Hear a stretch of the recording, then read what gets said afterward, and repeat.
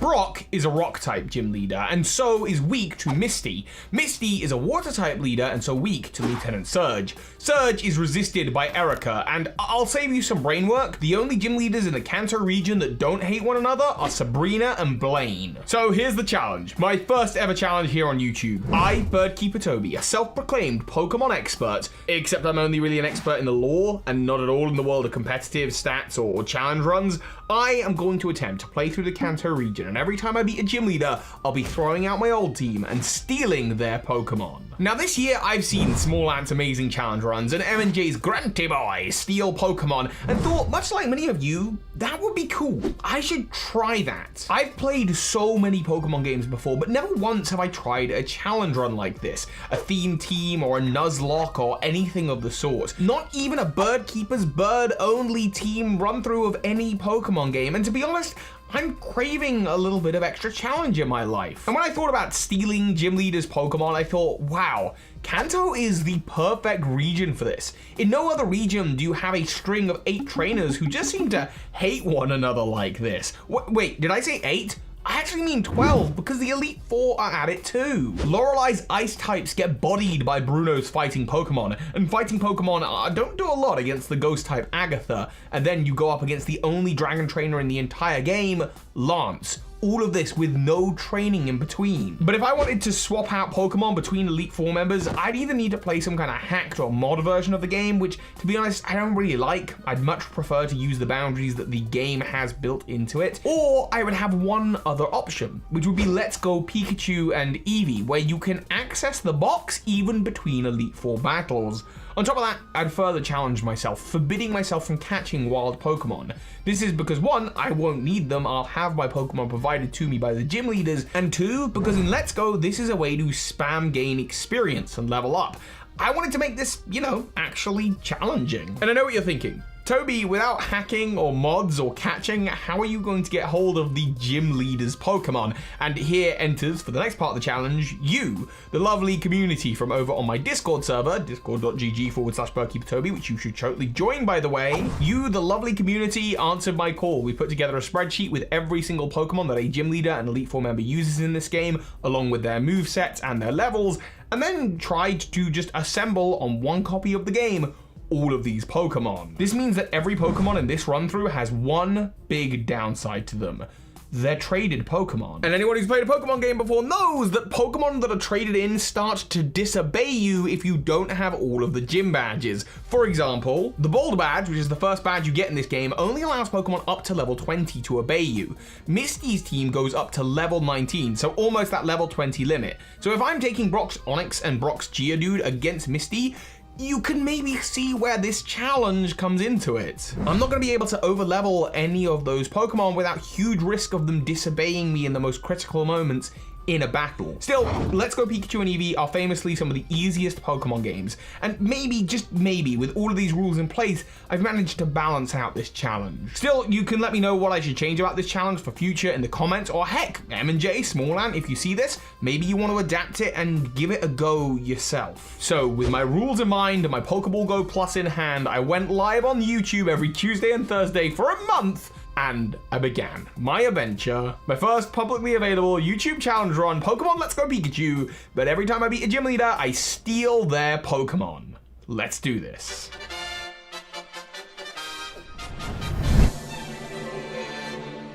So right out of the gate, before I even left Viridian City, I've been stocking up on Pokeballs, and thank goodness this game gives you so many. I needed them to catch an army of Pidgeys, because of course I am a bird keeper, to trade these off for the various Pokemon that I'd be using in this run through. The true challenge doesn't really begin until after you beat Brock, so I headed straight for Pewter City, where immediately the doorman at the Pewter City gym said I couldn't come in without a Pokemon of a super effective type to Brock's gym. Luckily I had Erica's Oddish sitting in the wings, and I put it into my party just so I could get through the door. Then back into the box it goes, and I used my Pikachu to take on Brock. In any other game, Pikachu would hugely struggle here, but against Brock here in Let's Go, Pikachu is just unreal strong. I quickly put Brock in the corner, and I didn't even have to set off the sprinklers, unlike Ash, that hack. And then and there, I ditched my Pikachu, despite it being absolutely glued to my shoulder for the entirety of this run-through. And I stole Brock's level 11 Geodude, which my community named Big Man Kyle, and his level 12 Onix, known as Lady Liz, one of our own lovely community members.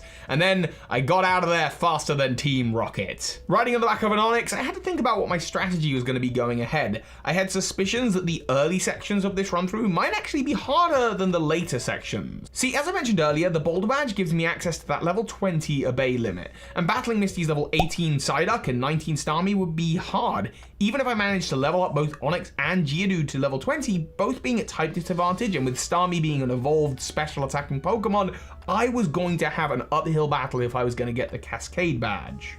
Also, you might think just trade Onix and evolve it, but of course Onix cannot evolve in the Let's Go games. Steelix was not part of the original 151, and there's no Johto evolutions here. Plus, I don't even think I'm allowed to trade evolve here. I think that would go against the spirit of the challenge. Which means even if I were to overlevel Geodude into a Graveler, there was no way I was turning it into a Golem. But I did feel that Onix's stats were probably already good enough that I could at least take on one of Misty's Pokemon, maybe her Psyduck, with it. So instead, I decided to focus my training on Geodude. And then the very first trainer out of the gate in this challenge had a level 6 Oddish. Thankfully, rather than doing any kind of grass type shenanigans, it just used growth, meaning we absolutely rolled over it, defeated Kevin and his stupid shorts, and then faced very little opposition in Mount Moon. With no kind of Nuzlocke style permadeath system on, the healing was always an option for me, and if we did happen to faint, we would just go back to the last Pokemon Center.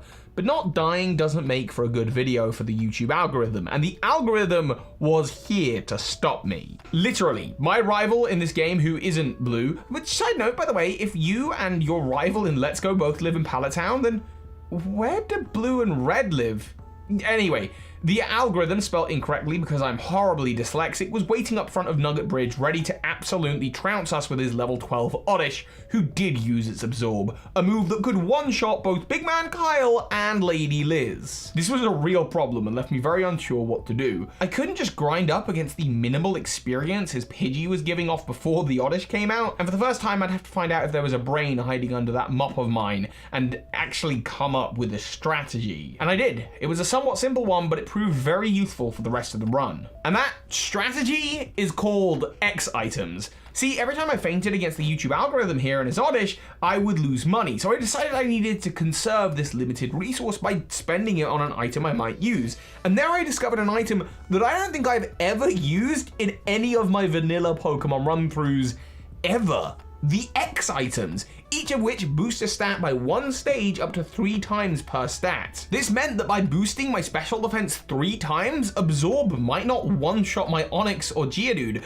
and furthermore using X speed and X attack, I could guarantee that I would move fast and hit hard enough to one-shot myself. This wouldn't help in all battles, but by having his Pidgey to set up against, I could go in fully prepared, except his Pidgey used Sand Attack, a move lowering my accuracy. However, the item Guard Spec, which is just like these X items, could give me 5 turns to prevent this kind of stat debuff. Big Man Kyle proved himself and dominated, and gave us access to all of the trainers on the above route, and we were going to need the experience if we were going to beat Misty. I actually took a quick detour to Misty's gym to see what this challenge would be like, and oddly, I didn't really have much of a tough time against the gym trainers. Thinking that maybe this challenge wouldn't really be challenging, I went up against Misty and oh no. I was not able to outspeed or outplay her, and unlike my rival, there was no way to set up against her Psyduck because Psyduck, despite how it appears in the anime, turned out to be deadly against my team. This was bad. So I did more training on the northmost route and leveled up my Pokemon and then came back once again. And once again, Misty destroyed me. And this was the first major issue that I found for this challenge, and I was beginning to wonder if it was even possible, because what I hadn't realized was that in Let's Go, the game wants you to catch Pokemon, and in fact throws so many Pokeballs at you, and this is how you're supposed to gain experience. To compensate for that, the trainers give very little experience, meaning I was well below the levels that I was hoping my Pokemon could be at this time. It was coming to the end of my stream, and things were looking bleak. And then, hope appeared. Onix! Onix! No! Oh, Onix!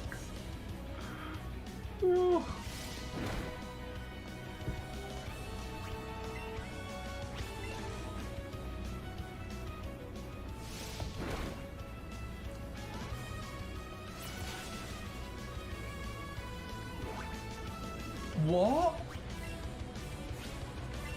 is happening right now?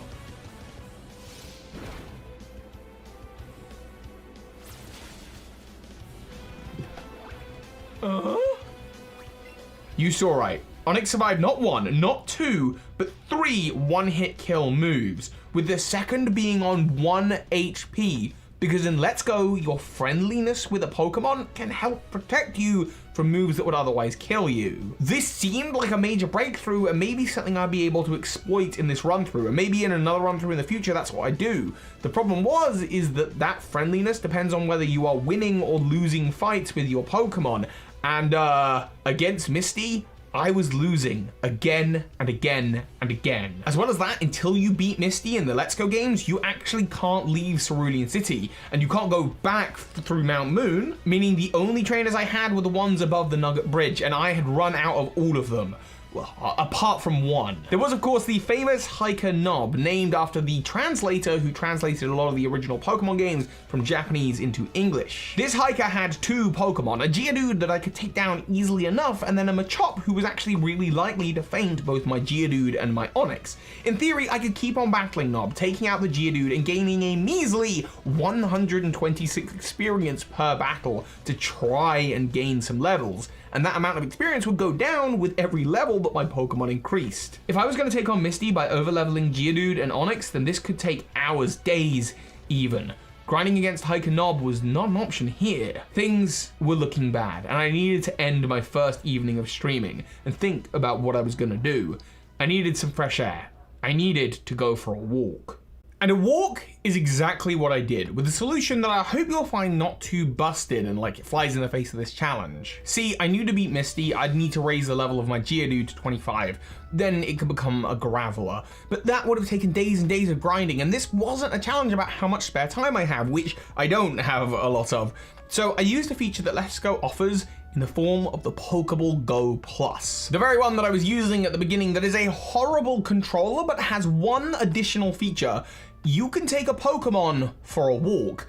And so I did. I took Geodude on a 1-hour walk with me, and I technically streamed this part of the run through too over on Instagram, another place of course that you can go and follow me. And I just started shaking and shaking and shaking the Pokeball Go Plus, listening to Geodude scream in pain. I've never done this before, so I had no idea how much experience this would give Geodude, or what level it would take it to, or even if this was a good idea. Remember, after level 20, Big Man Carl would potentially stop obeying me altogether in the gym battles. It was drastic, but I felt that it had to be done. So I took my Pokeball Go Plus, I went on a walk, and then I began the next session of streaming.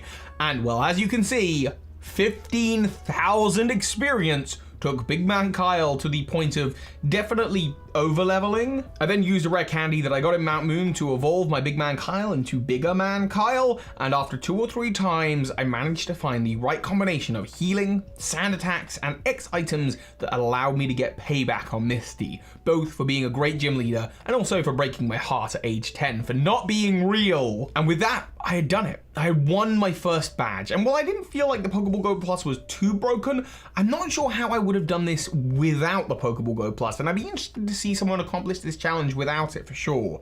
Moving on with a sense of knowing what I was doing, the upcoming gym leaders would become more and more rapid. I had boxed Big Man Kyle and Lady Liz, and now have Misty's team of a level 18 Psyduck and a level 19 Starmie, which I would have to use to take on Lieutenant Surge with his level 25 Magnemite, level 25 Voltorb, and level 26 Raichu. Still an uphill battle, and again, I couldn't overlevel my Pokemon too much as they would only obey me up to level 30. And here were my initial thoughts. Psyduck can evolve, and it will boost its stats at level 33, but like Graveler, it'll stop obeying me, which could be a problem. Starmie, on the other hand, is a fast Pokemon with a high speed and high special attack, but ultimately, Psyduck became my ace for one reason and one reason only. See, in Cerulean City, once you have the badge, you can finally access those later routes, and you can battle a Team Rocket Grunt who will give you access to the TM for Dig, a move that will be super effective against every single Pokemon that Lieutenant Surge has. And with Dig, Confusion, and Scold, it carried me through the SSN and on to Surge's gym, where the trainers fell pretty quickly. They didn't do as much damage as I thought they would. Dig was just able to dominate. It was going well. And then we battled the Pokemon War really happened conspiracy leader himself, Lieutenant Surge, who made me realize why we'd been doing so well. because Surge's team all knew Thunderbolt, whereas all of the other electric Pokemon under the trainers in his gym knew Thunder Shock, a move that does less than half of the damage of Thunderbolt, and that absolutely destroyed my Psyduck and Starmie.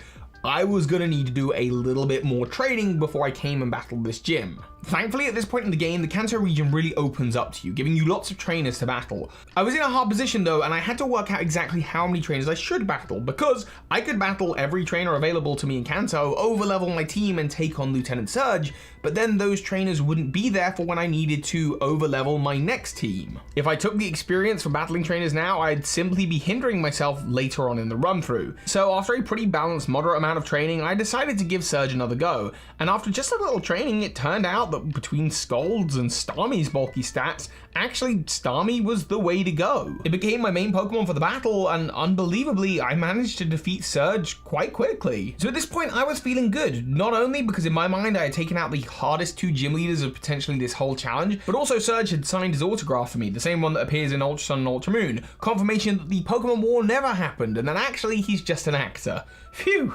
Still, with Erica and her grass Pokemon on the horizon, a team that typically resists electric attacks, I was going to have to decide who would become my focal point. Should I be training Voltorb, Magnemite, or Raichu? And while you're working that out, a fun little bit of trivia for you. Voltorb under level 25 in Let's Go are impossible to catch. The ones that appear in the power plant are a much higher level, meaning this Voltorb actually had to be traded in from my friend Tony Daddy by way of Pokemon Go, so thank you Tony for that. Anyway, I decided eventually that the focus should not be on Voltorb or Raichu, but instead should be on Magnemite, because of course it can evolve into a Magneton pretty quickly, and Magneton has the Steel type, which it doesn't have in Pokemon Red and Blue. This would give it resistance against the Poison type moves of most of Erica's team, because while she is a Grass leader, a lot of the Grass Pokemon in Kanto are also part Poison type. At this point in the run through, people started suggesting in the chat that I should be battling the gym leaders out of order. That okay, if Erica was gonna be weak against Koga and Koga weak against Sabrina, why not do them in reverse order? Because at this point in the game, Kanto's opened up to you. This wouldn't work for two reasons. Number one, I felt it went against the spirit of the challenge. Kanto was chosen for exactly the reason that the gym leaders in their chronological order are strong against one another. The other would be because actually it would be more of a challenge. I would have to take Surge's team through the Game Corner, Lavender Tower, and Self Co, all with this one team with no new badges, meaning my Pokemon will be disobeying me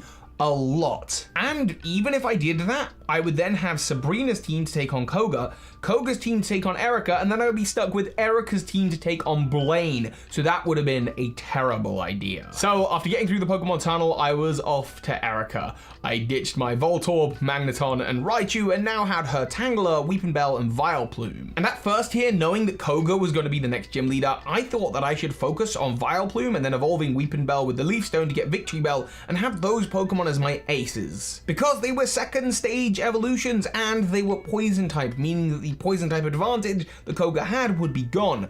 But then I discovered Tangela, a Pokemon that I have gained so much respect for in this run through, I might even get one for my Brilliant Diamond Shining Pearl team. Not only is this Pokemon hella curly like me, its Confusion attack took out most of what Giovanni brought to the table in the Game Corner, all of the Ghastly in the Pokemon Tower, and then when we got to Koga, I was actually leaving trainers for later because I was so confident that Toby's Tangela had this. That's right, Toby's Tangler now, not Erica's Tangler. And all this time, I wasn't really questioning if the gym leaders missed their beloved Pokemon. People in chat were accusing me of being as bad as Team Rocket, although I was somehow a blight on the Kanto region.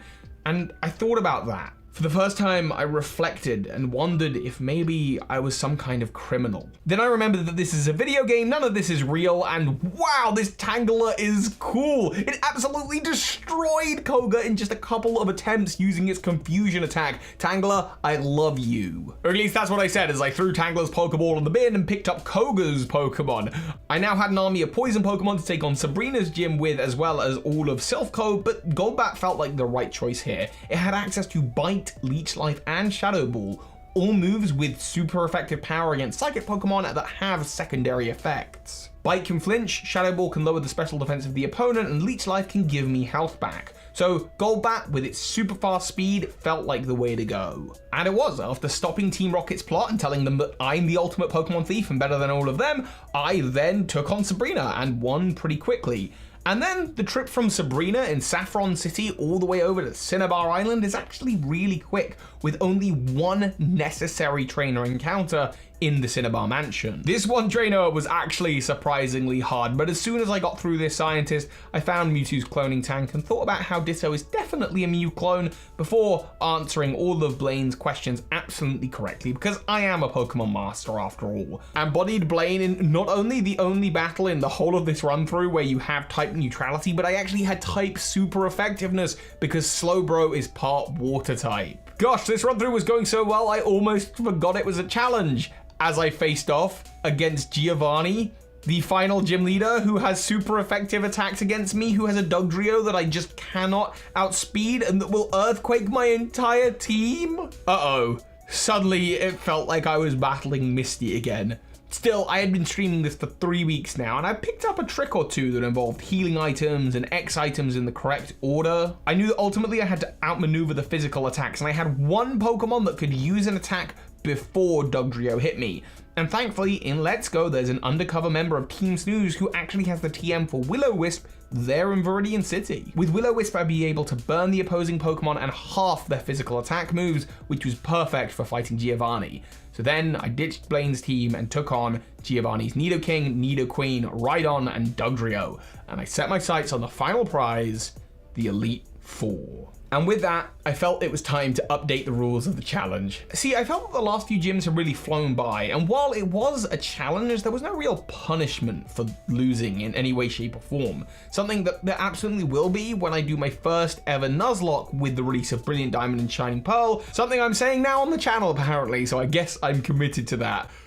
Why do I do this to myself? So I wanted to push myself, to give myself one more challenge, and I said, okay, I'm not gonna battle any more unnecessary trainers in Kanto, and the moment I beat the algorithm once more and I get through Victory Road, I'll decide on what items I need in the Elite Four, I'll lock the doors behind me, and then I'll save the game. And if I haven't bought the right stuff, that the challenge would be over. I wasn't going to get to save again, and if I fainted my team, I would have to come back to this save point. Absolutely all of the Elite Four and the champion had to be done in a single run through. And then I took on Lorelei. But before I go any further, Pokemon Masters, this is a very new type of video for me, and I'm not gonna ask you to like and comment and subscribe and those things. While of course they do help, I just wanted to say thank you, because I've been doing Pokemon content on YouTube for over 6 years, and I really haven't done that much gameplay stuff. I have such a supportive community, and while I don't get to reading them very often and definitely not replying to them, the way you all are to me in the comments and on Instagram and on Discord and in the live streams and on Twitter, and those of you who are on Patreon, you're all just magnificent and so lovely to me, and I just wanted to say thank you. And thank you for supporting me and trying new things. I'm gonna try and do a couple more videos like this, and hopefully the format will get better and better every time I do it. This is very new for me, so thank you. We're almost at 250,000 subscribers, and that is just absolutely wild. Anyway, where was I? Oh yeah, Lorelei.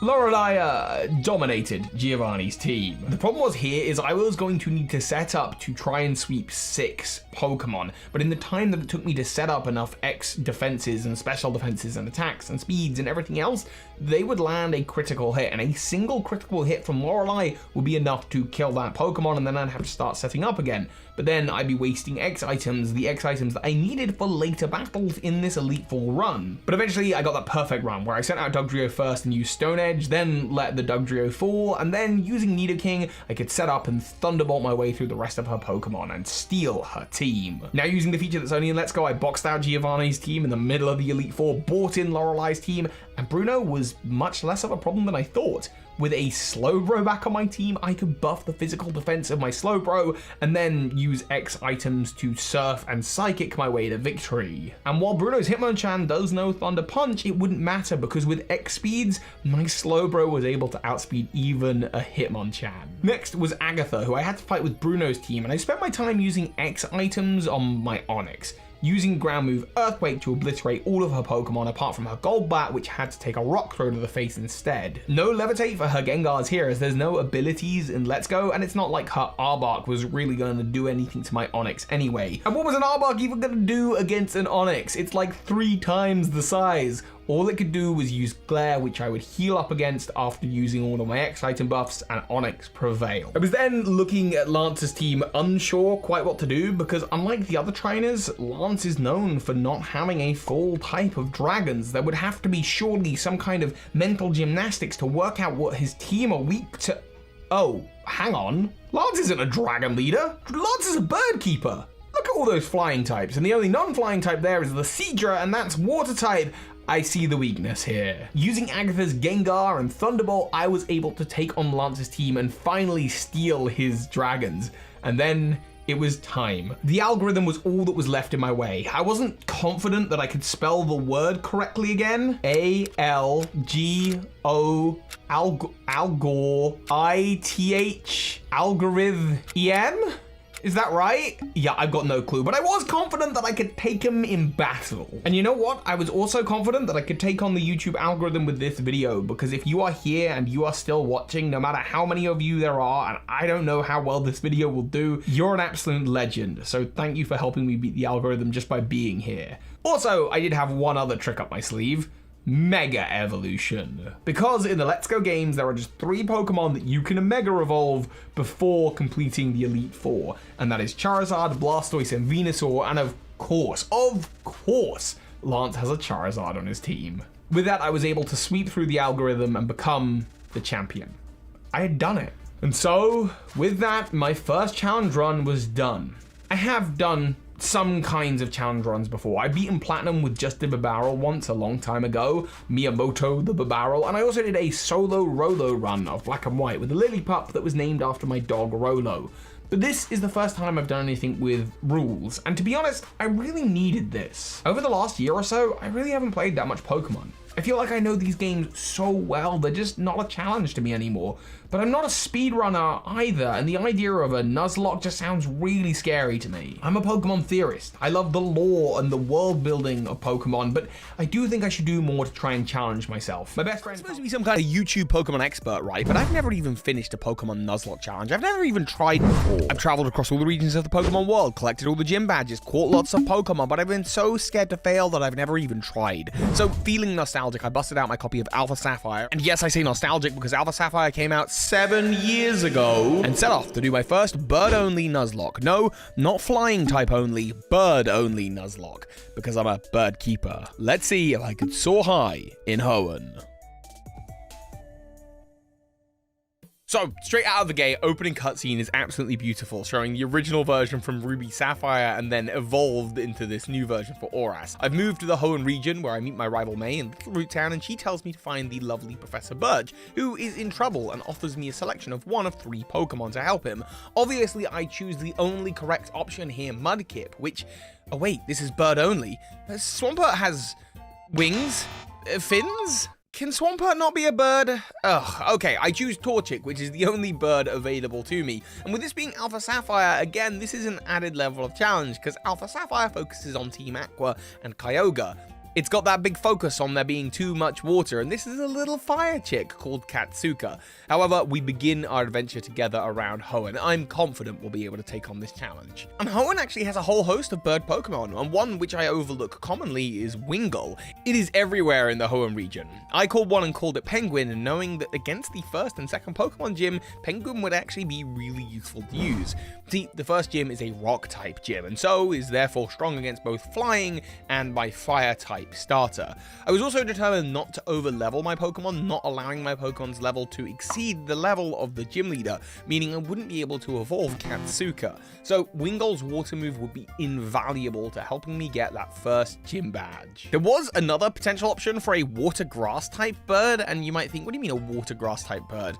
Well, a lot of us talked about whether Lotad would count. This is really because Lombre has a beak, and on my evolution tree of life, Lombre does live with the bird Pokemon, but I just don't feel that it's bird enough. There's a couple Pokemon in this run-through that kind of sit on that line. Another one people asked about would be Magmar, but for me, Magmar, again, it's just not quite bird enough. It's fine. It's not even really something I have to worry about in this run-through, but Lombre was a no-go, so too was Lotad. I did, of course, have one more option before even hitting Petalburg Woods, which was a Taillow, which I called Flutter. And between the 3 of these Pokemon, I already had the beginning of what I thought was going to be a pretty good and varied team. Now, with the gym being a Rock-type gym and being super effective against basically everything I had, I knew I'd have to lead with Wingull. So after a little bit of training, I went in, bravely, knowing my Water-type Wingull would be able to take out the entirety of the gym.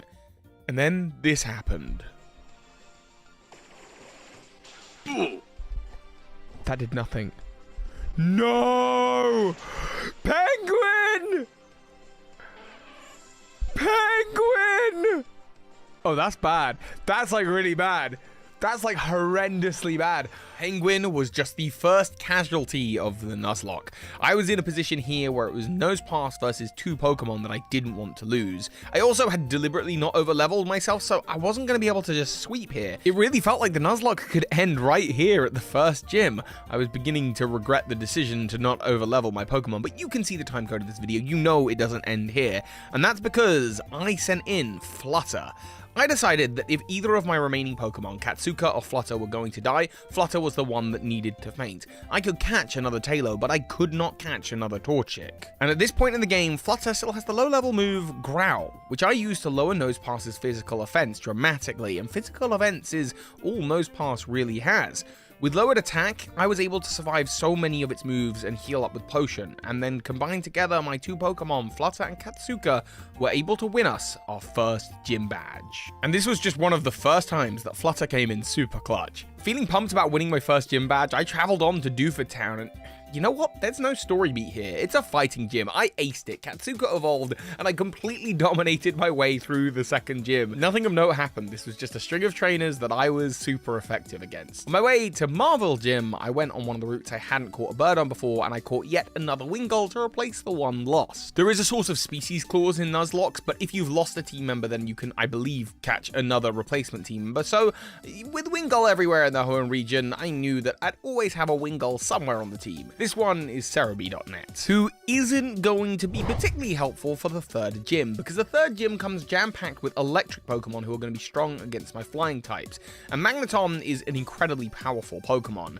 And while yes, I had fighting type moves that could help, the rest of my team, especially Cerebi.net, would really suffer here, if Cerebi.net survived that far. Because before I could get ahead of myself, Team Aqua stopped me in the museum and things got intense. Ooh. This is a chilled out. No! No! Why would you allow me? I clearly misclicked. I used the Soda Pop to heal the wrong Pokemon, and this misclick cost me Cerebi.net, an irreplaceable part of my team. Spoiler warning, I'm totally going to replace it with more than one Wingull in the future. As I was coming to the end of my first stream, I also had a rival battle to worry about, and this rival battle has a bit of a reputation for being particularly tough. For me, this was the battle that was going to determine whether I was actually going to be able to do this Nuzlocke or not. And honestly, it went really well. I took out May and felt very confident, and while I knew that the upcoming gym would be electric type, I put down my DS for the night and felt good about the future. For Session 2, I was streaming it on my birthday, actually, and I swept through both Wally and the gym as a nice little birthday present, as well as vet trainers on all the various surrounding routes. I also evolved my Swellow, so with Flutter nice and strong, I was feeling confident. I made it all the way up to the northmost part of the Hoenn region, and there, on the Ash-Fallen route of 113, I found Skarmory, a Pokemon that I named 614 upon catching it, as that was the time that I was born, apparently. All was going well until a new challenger approached. Candy Eevee had come to join the battle live for birthday celebrations with me and decided to take over the stream. Despite the fact that she knew I really wanted to add a Swablu to my team, Lucy threatened the death of the only and first Swablu we were going to be able to encounter right now. Kindly, she didn't do that and gifted me Q-Tip as a birthday present. She then proceeded to risk killing it almost right away while battling Team Aqua in the Meteor Falls, and after that I needed to take a breath and recover, and also go enjoy enjoy birthday celebrations. So session 3 was a bit calmer. I made my way quite nicely through Mount Chimney's Team Aqua battles, and then Flannery, as well as all of the other trainers in Western Hoenn, and at this point in the game, I felt pretty overpowered. Katsuka evolved into a Blaziken, and this is normally a point where in the original games, if I was going home to battle Norman, I would be absolutely terrified. Norman's slacking is famously tough with that facade move, but here my Blaziken completely sweeped it, allowing me to completely destroy the first half of the game. I turned off the experience share, now knowing the game was probably going to get a little bit harder for me anyway. And that's fine, that's what I'm doing in Nuzlocke for. I wanted the challenge. And I also knew with most of Western Hoenn complete, and now with Surf, I could finally travel to where my true enemies were. Across the sea. As soon as Surf was available, I gave it to my employee, who I haven't really mentioned to this point. This is 3000. It's my Linoon, who's a sort of unpaid intern of the team, just there to use HM moves, really. And we surfed across the ocean to Eastern Hoenn, where the fun could really begin. And I immediately got slapped with one of the key differences between Omega Ruby Alpha Sapphire and the original games. In Oras, they give you a Latias as well as Mega Evolution partway through the game. This may be why they deem Oras to be an easier Nuzlocke, and at first I was reluctant to add Latias to the team, but people decided Latias was in fact a bird. And that's fair, it has a move called Mist Ball which causes feathers to appear on the battlefield, so we decided that yes, regular Latias, absolutely a bird, but Mega Latias not. I wouldn't be able to Mega Evolve it if I wanted to continue to claim it was a bird, because at that time, it's more of a jet plane. Is it a bird? Is it a plane? I named Latias Bird Plane, and I thought it might be overpowered, but actually I was wrong. It wouldn't even survive until the end of the next gym. But we'll get to that. Now with Mega Evolution available, I was able to give Mega Evolution to Blaziken. Oh, I also caught Wingull number 3, Pudge. While already having 5 gym badges and having beaten Norman being this really big symbolic victory, the big battle I was really worried about was another bird keeper, Winona, the flying type gym leader. I evolved Q-Tip into Altaria and wanted to give it some better moves, and while training it, something happened that changed the dynamic of this entire run through. Swallow got burnt. Now Swallow's got an ability called Guts, so when it's got a status move like Paralysis or Burn or Poison, its moves deal double damage. And that's huge because Swallow can also learn the stab boosted physical move, and it is a physical attacker, called Facade, which also does more damage if you're inflicted by a status condition. Now, while I had nothing on my team that would be able to give Swallow Burn, which usually does a little bit of damage every turn in exchange for the loss of attack power, which it would gain again because of Guts, in this run through, I could give Skarmory Toxic. I entered a rematch double battle and used Toxic from Skarmory onto Swallow. Now, this activated the Guts ability, but Swallow was harshly poisoned. However, at the end of the battle, that poison just becomes regular poison. At this point, all I'd have to do was only heal up using potions and hyper potions, and just making sure not to use the Pokemon Center at all. If I use the Pokemon Center, of course the poison will be lost, and I'll have to find another double battle to rematch, which isn't the end of the world, but it would be a lot of effort. So I'd be visiting the Pokemon Center a lot less from here on out. You might think it would be risky to lose a little bit of health every turn thanks to poison, but given how fast Swallow moved between Facade and Aerial Ace and Quick Attacks, my Swallow just absolutely dominated Winona's gym. Of course, as I mentioned, Latias wouldn't survive the whole way through and ultimately fainted to the pursuit of a Dodrio. It's not the case at all. So that's my thing. Oh, oh, oh, oh, oh!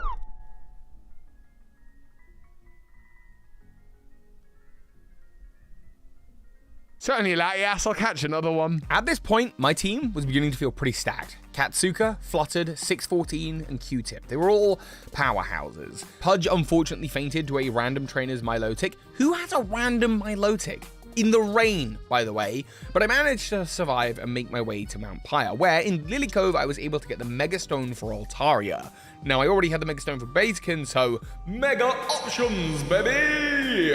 And at this point, there weren't many more bird Pokemon left that I could have access to. Some people suggested Tropius. This isn't a bird. There was also the discussion about whether Claydol was an owl, and I know that might confuse a lot of people. Let's just Google it. There you go. Now you can't unsee that. But after having 3 Wingulls lost, I did pick up a Pelipper and called it Peck. Swallow, being the boss that it was, took us through the Team Aqua hideout where we got hold of the Master Ball, very, very nice, and then we headed off to the 7th Pokemon Gym, and once again, Swallow completely destroyed. At this point, I was feeling so confident that I would actually do it, that I'd actually finish my first Nuzlocke. The lineup that I've got to get through now is as follows. Team Aqua and Archie. Kyogre, then Wallace, then the Elite Four, and then the champion. So the final stretch was beginning. And to be honest, Team Aqua were not putting up their best fight because we decimated the base. My next concern was Kyogre, because it reverts into Primal Kyogre, giving it a huge power boost. And lots of people said, well, why don't you just catch it? And unfortunately, those are definitely fins. They're not wings. I can't justify catching it here, and running doesn't work. I'd have to absolutely wipe it out to get through. So I sent out Skarmory, a Pokemon with Toxic, just hoping that I could kind of stall this fish to death, that I'd be able to heal up and potion spam and allow Toxic to wipe out this Pokemon. But there was a problem. I forgot that I was fighting a box art legend, and this was the real deal. I swapped into Swellow to do as much damage as I could in one hit, and I managed to feint it, but I will not forget the loss of 614. It was a critical loss. Skarmory had been with me literally since my birthday, and it was a big member on the team. But ultimately, I was empowered. Its sacrifice wasn't in vain. The fact that Swellow could in one shot, more or less, wipe out a Primal Kyogre, I felt very confident about taking on whatever fish Wallace had to throw at me, and quite easily I did so, decimating his entire team as well. In Oras, something else new happens. Lots of Pokemon that aren't usually native to the Hoenn Pokedex start showing up after you beat Kyogre. So while soaring, I bumped into a Murkrow, which I caught and called Nimbus. I did try to evolve it, but unfortunately the Duskstone isn't reliably obtainable in this game, and I wasn't going to go hugely out of my way to try and evolve it.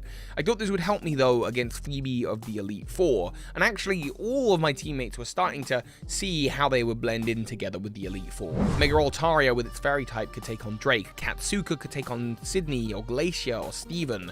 I was worried about Glacier because she does have a Wall Rain, and while Blaziken has the fighting moves to deal with its ice powers, its water powers could equal death for Blaziken. But while I was busy worrying about that as I was traveling through Victory Road formulating a plan, I didn't realize that there was a threat dead ahead. Wally, you, the joke rival from early in the game.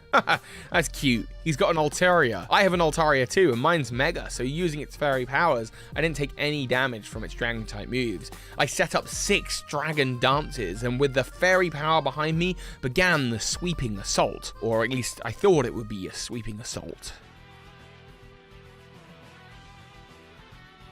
Sturdy it has. Bit worried about Flash Cannon.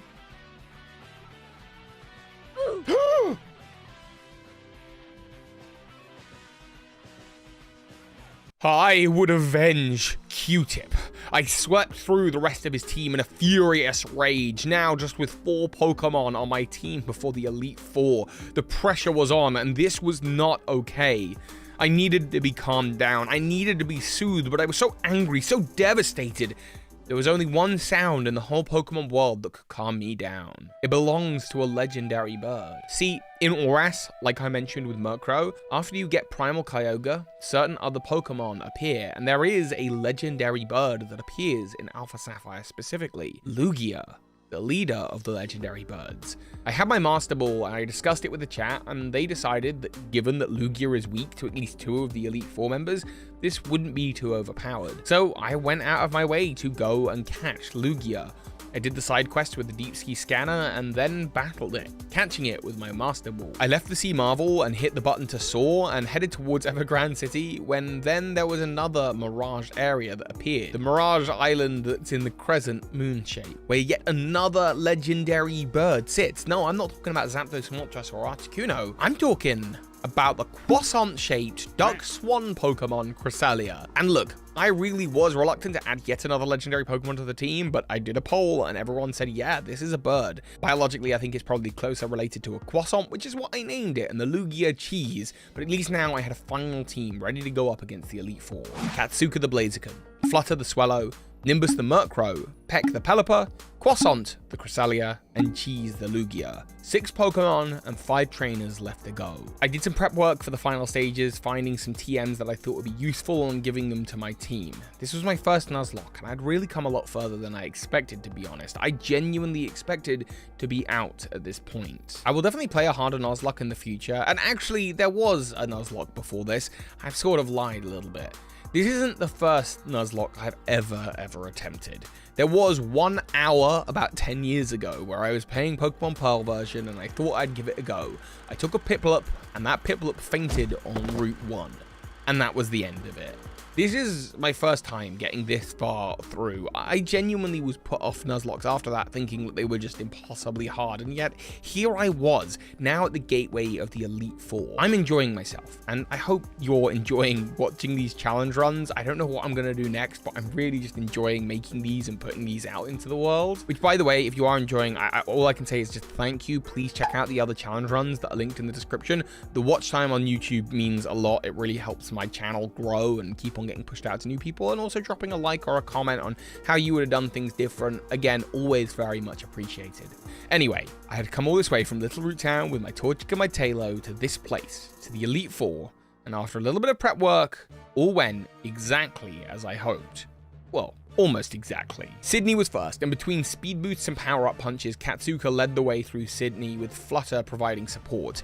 We defeated this first member of the Elite Four, and I was very relieved to find out that they don't use Megas in the first battle. Against Phoebe, it was Murkrow who did a lot of hard work, but actually Katsuka with Speed Boost and Protect and Blaze Kick helped destroy some of the later team members like Dusknoir. Then came Glacier, who was my biggest worry, with Walrein having its water type that's strong against Blaziken, but I managed to one-shot her with a Brick Break. My confidence boosted hugely. I can do this, I thought. Just 2 battles left to go. Drake was harder, and we lost some teammates. Poor timing and bad strategy lost me Peck, who, to be honest, I was using for a situation like this just to pivot around Pokemon. And then I also lost Nimbus, but that was fine because I was only using Nimbus to battle Phoebe anyway. But my remaining flock swooped in and proved that birds are actually better than dragons. Here we were. With 4 Pokemon left, we had made it all the way to the champion. I began with Cheese, who I managed to set up with 6 Calm Minds and completely destroy Skarmory. I thought, this is it, I'm gonna sweep, I'm gonna make my way through. Lugia really was busted, but Aggron survived a Hydro Pump with Sturdy and then hit me with a Stone Edge, taking Lugia out of the sky. And that was it. I was down to just 3 Pokemon. However, I used my knowledge of the fact that Steven was likely going to heal here to get off a power-up punch. Then I would protect to get a speed boost, and then I would begin to sweep. And one by one, they would fall. Katsuka would take out Aggron, Claydol, Cradily, and Armaldo, and there was just 1 Pokemon left between me and victory. And that was one of my favorite Pokemon in the whole world, and also a powerhouse. Mega Metagross. Realizing that this was the end of the Nuzlocke, and for the greater good of the Nuzlocke, I decided to make a choice. I chose the weaker move that had 100% accuracy, knowing that if Blaziken went down, Swellow could finish the job. It would be more risky if I chose a move that was stronger, but didn't have the accuracy. If I missed and something went wrong, I wasn't confident that Swellow could take out Metagross all by itself, and it went just like that. But it would not be in vain, because Swellow could come here and sweep in and use Facade, a move given to me by my own father to defeat Steven the champion and become the champion myself. Metagross fell. I was so happy. I had just 2 Pokemon left in my team, but I had done it. I had beaten the game. I had defeated my first Nuzlocke, and wait, what's my chat talking about? Sorry, what do you mean mid-credit battle? What? May, don't do this. Don't do this thing, May. I had completely forgotten that in Omega Ruby and Alpha Sapphire, there was 1 more battle that they had added into the game after the champion. A battle against your rival! Now, in the Hall of Fame, they had healed up my entire team, but it was decided here that I would be able to use just the 2 Pokemon that had survived the Nuzlocke. So only Flutter and Croissant to go. And for this, I'm just gonna play you the battle. You can let me know in the comments whether you really feel like I beat this Nuzlocke or not.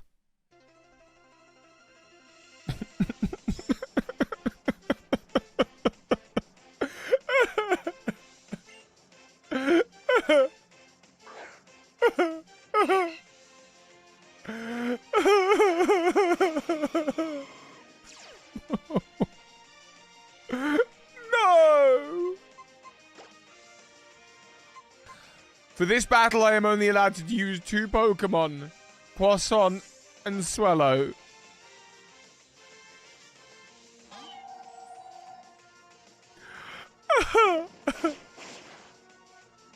And I didn't give it Calm Minds. I didn't think I'd need it for Steven. I didn't know there was a May battle.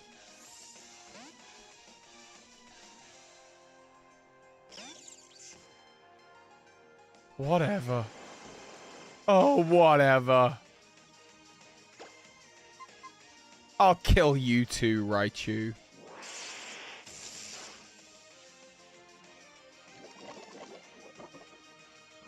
You don't think I will? I will. I'll do it. We can win this. We can win this. And we will.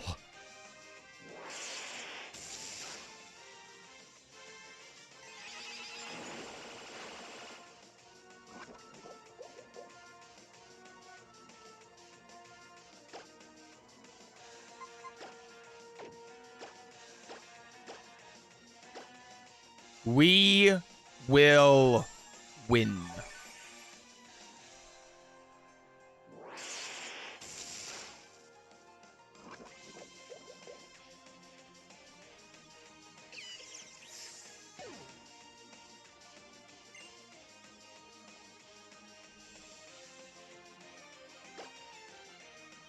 No.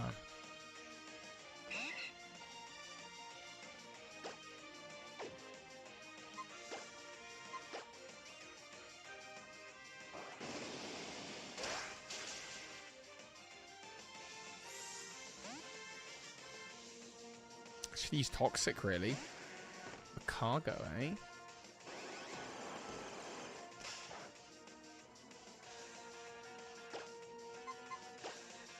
Same deal. Same deal as a Raichu. Makes no difference to me.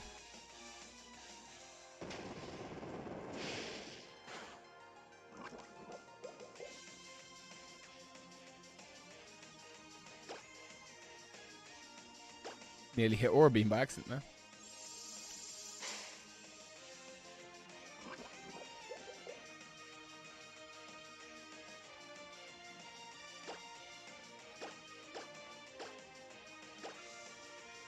You got nothing, mate. You got nothing. You can't beat this Swan.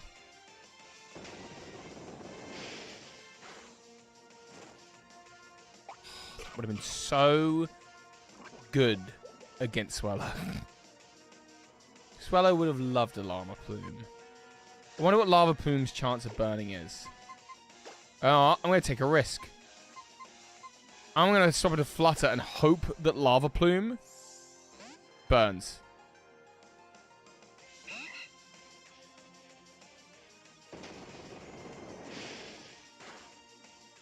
Yes! Yes! May. Oh, May. Oh, May.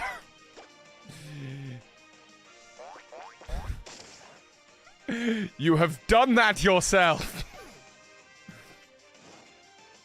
Your death is your own undoing.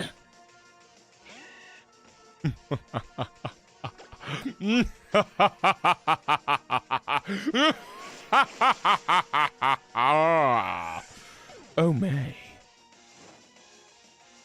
I will use a hyper potion. We know how these things go. Oh, you've got a Swallow. Oh, sweet. Swallow's quite adorable, isn't it? Your one. My one.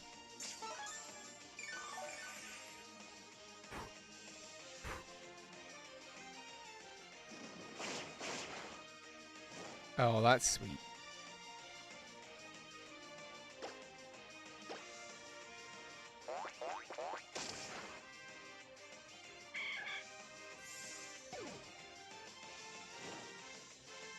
Okay. Mega Swampert. Yeah. So, Mega Swampert comes out. What do I do? Do I have Facade? Do I Aerial Ace? Because it comes Water Fighting type, right? If I'm not mistaken.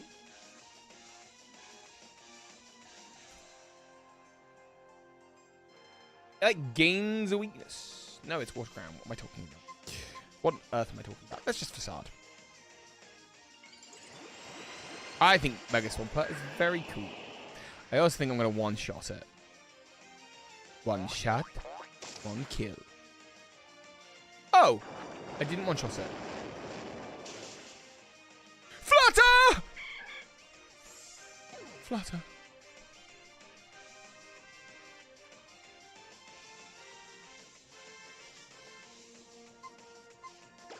Go. Croissant! Destroy him! Destroy her!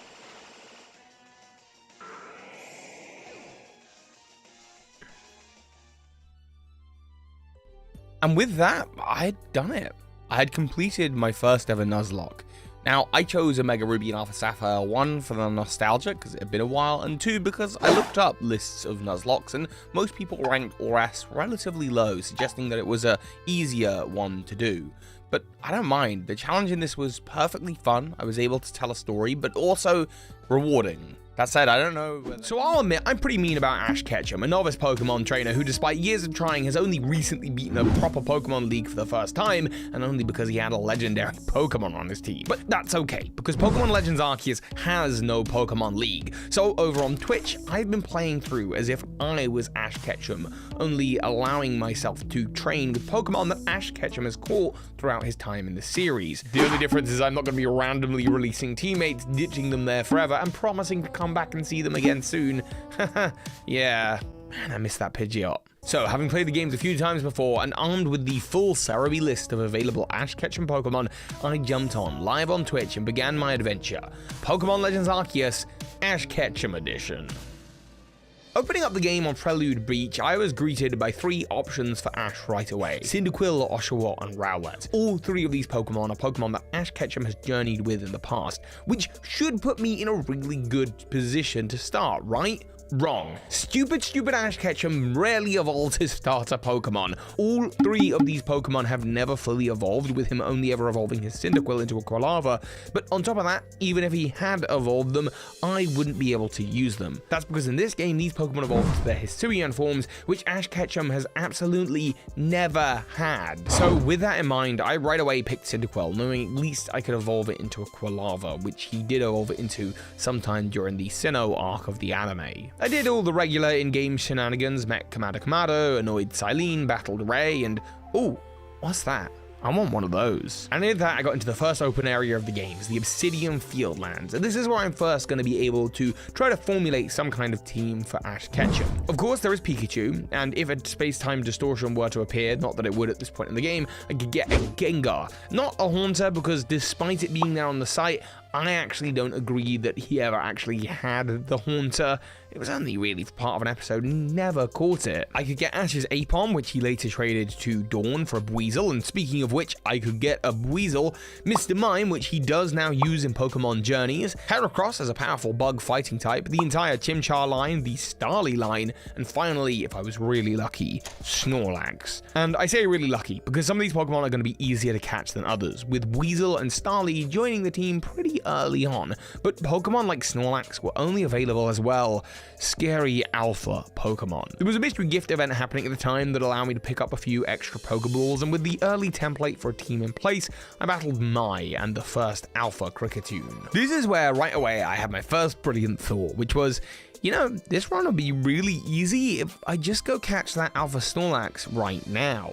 It's very Ash Ketchum to have a Pokemon on your team that's overleveled and doesn't want to obey you. So with my new Pokeballs and being as sneaky as I possibly could, I had some fun. Unfortunately, just time after time, Pokeball after Pokeball, reset after reset, it was clear that this just wasn't going to work. This Snorlax looked like it was going to eat me alive. And while chat kept reassuring me that I had a chance, I wasn't feeling so optimistic, so I decided instead to just catch the nearby Mr. Mime and ignore Snorlax for now. As night fell, I met a very adorable looking Stantler and headed straight for Kleavor, beating him with no problems at all. I had to improve my Pokedex rating though, so I added Pikachu to the team, and while cleaning up the Obsidian Fieldlands, I encountered a level 45 Alpha Heracross, who unbelievably stayed in the Pokeball. Much like Ash's Charizard though, this Heracross wouldn't be a lot of a help for a while. It couldn't help me with Snorlax Snorlax and ignored most of my commands during this early part of the game.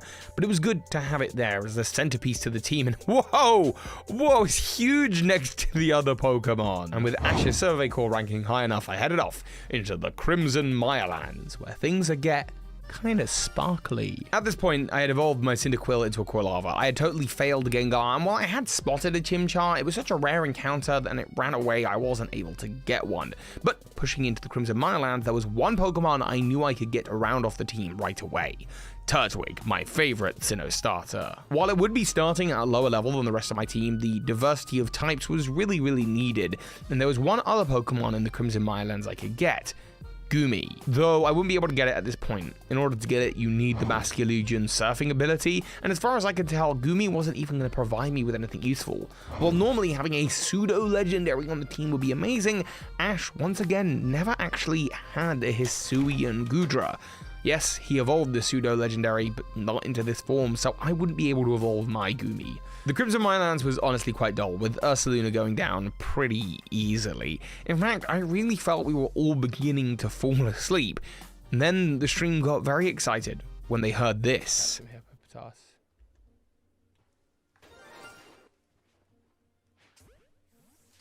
Shiny? Shiny wet, what? Sparkle sounds, I didn't hear anything, hold up. I heard it. I heard it! Wait, could it be over the other side? Because I don't see anything. Is it up on the mountain, maybe? Yeah, I just heard it. Okay. Stick headphones in. I've got headphones in. Believe it or not. Behind my hair.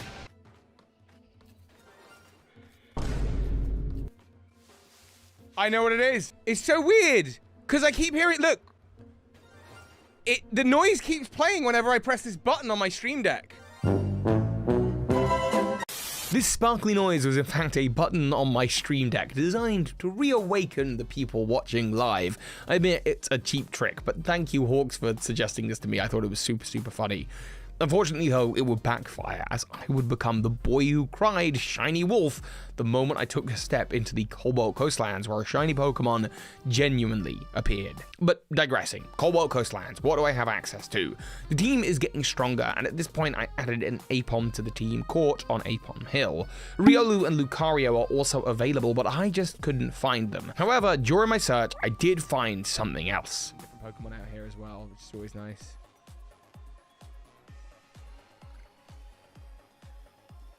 Oh! You all saw what I just saw, right? This was really jarring because I've seen this Alpha Empoleon before, and as a game based in Sinnoh, seeing a Sinnoh starter fully evolved and shining is pretty cool. But at level 69, my team was way under-leveled. I couldn't leave the area to go and bulk up on my items or Pokeballs, but I knew I could leave it there while I got my team ready. But with just the items and teammates at my disposal, I did it. And I named it TikTok, after... well, my TikTok, which I'd started using pretty prolifically around this time. Of course, Ash Ketchum annoyingly had Infernape, not Empoleon, so I had to put it in a box, and that was it. But now I had access to Basculegion, that was a big deal. I could go back and catch that useless Goomy, sure, but I also had access to Romanus Island, where I could actually get a Chimchar and evolve it all the way up into an Infernape if I wanted. In fact, I swapped out my starting Quilava with it because Quilava wasn't going to be able to evolve any further. It felt like Infernape just would have been a better option. We also finally added that Snorlax to the team. It was a tough battle, but seeing it stay in the Pokeball was really satisfying, made me feel like my team was growing. And, of course, gave me a huge weapon to use in my arsenal. By the time we started the Cornet Highlands, the team was really coming together, and I was realizing that apart from the Misfortunes battle I just had, this challenge wasn't actually going to be much of a challenge. There's just not that much battling in Legends Arceus. However, as we all know, there is a very big battle at the end of the game. Spoiler warn... What am I kidding? It's been several months. Volo is going to be at the end of the game with high level 50 and 60s Pokemon. And with access to Giratina twice, I was going to be battling a team of powerful 8 Pokemon. And this is really what the rest of the adventure became about. Could Ash Ketchum's team become powerful enough to take on Volo without excessive grinding or anything like that? If this were Brilliant Diamond Shining Pearl, I would have felt my team was looking good, but without much opportunity to train before the end of the game, and only only having to complete an area per stream, my team weren't exactly over level. In the Highlands, there were a few more options. Gengar was still available to me, Gible, which was again a dragon Pokemon that would be great if I could evolve it, but Ash never evolved his. Gliscor and Rotom were also options. Rotom was a little bit of a debatable one, but given that he's had both the Rotom Dex and the Rotom Phone, we took a vote, and Rotom was available. I caught it. I didn't use it. My team, as it already was, stood pretty well against Melee. We met Ingo, battled Electrode, and I was excited as we got through the area with little resistance. But once again, the game blocked me from getting to the final area, telling me I needed to fill up my Pokedex a little bit more. So I went surfing again, and once again, guess what I found?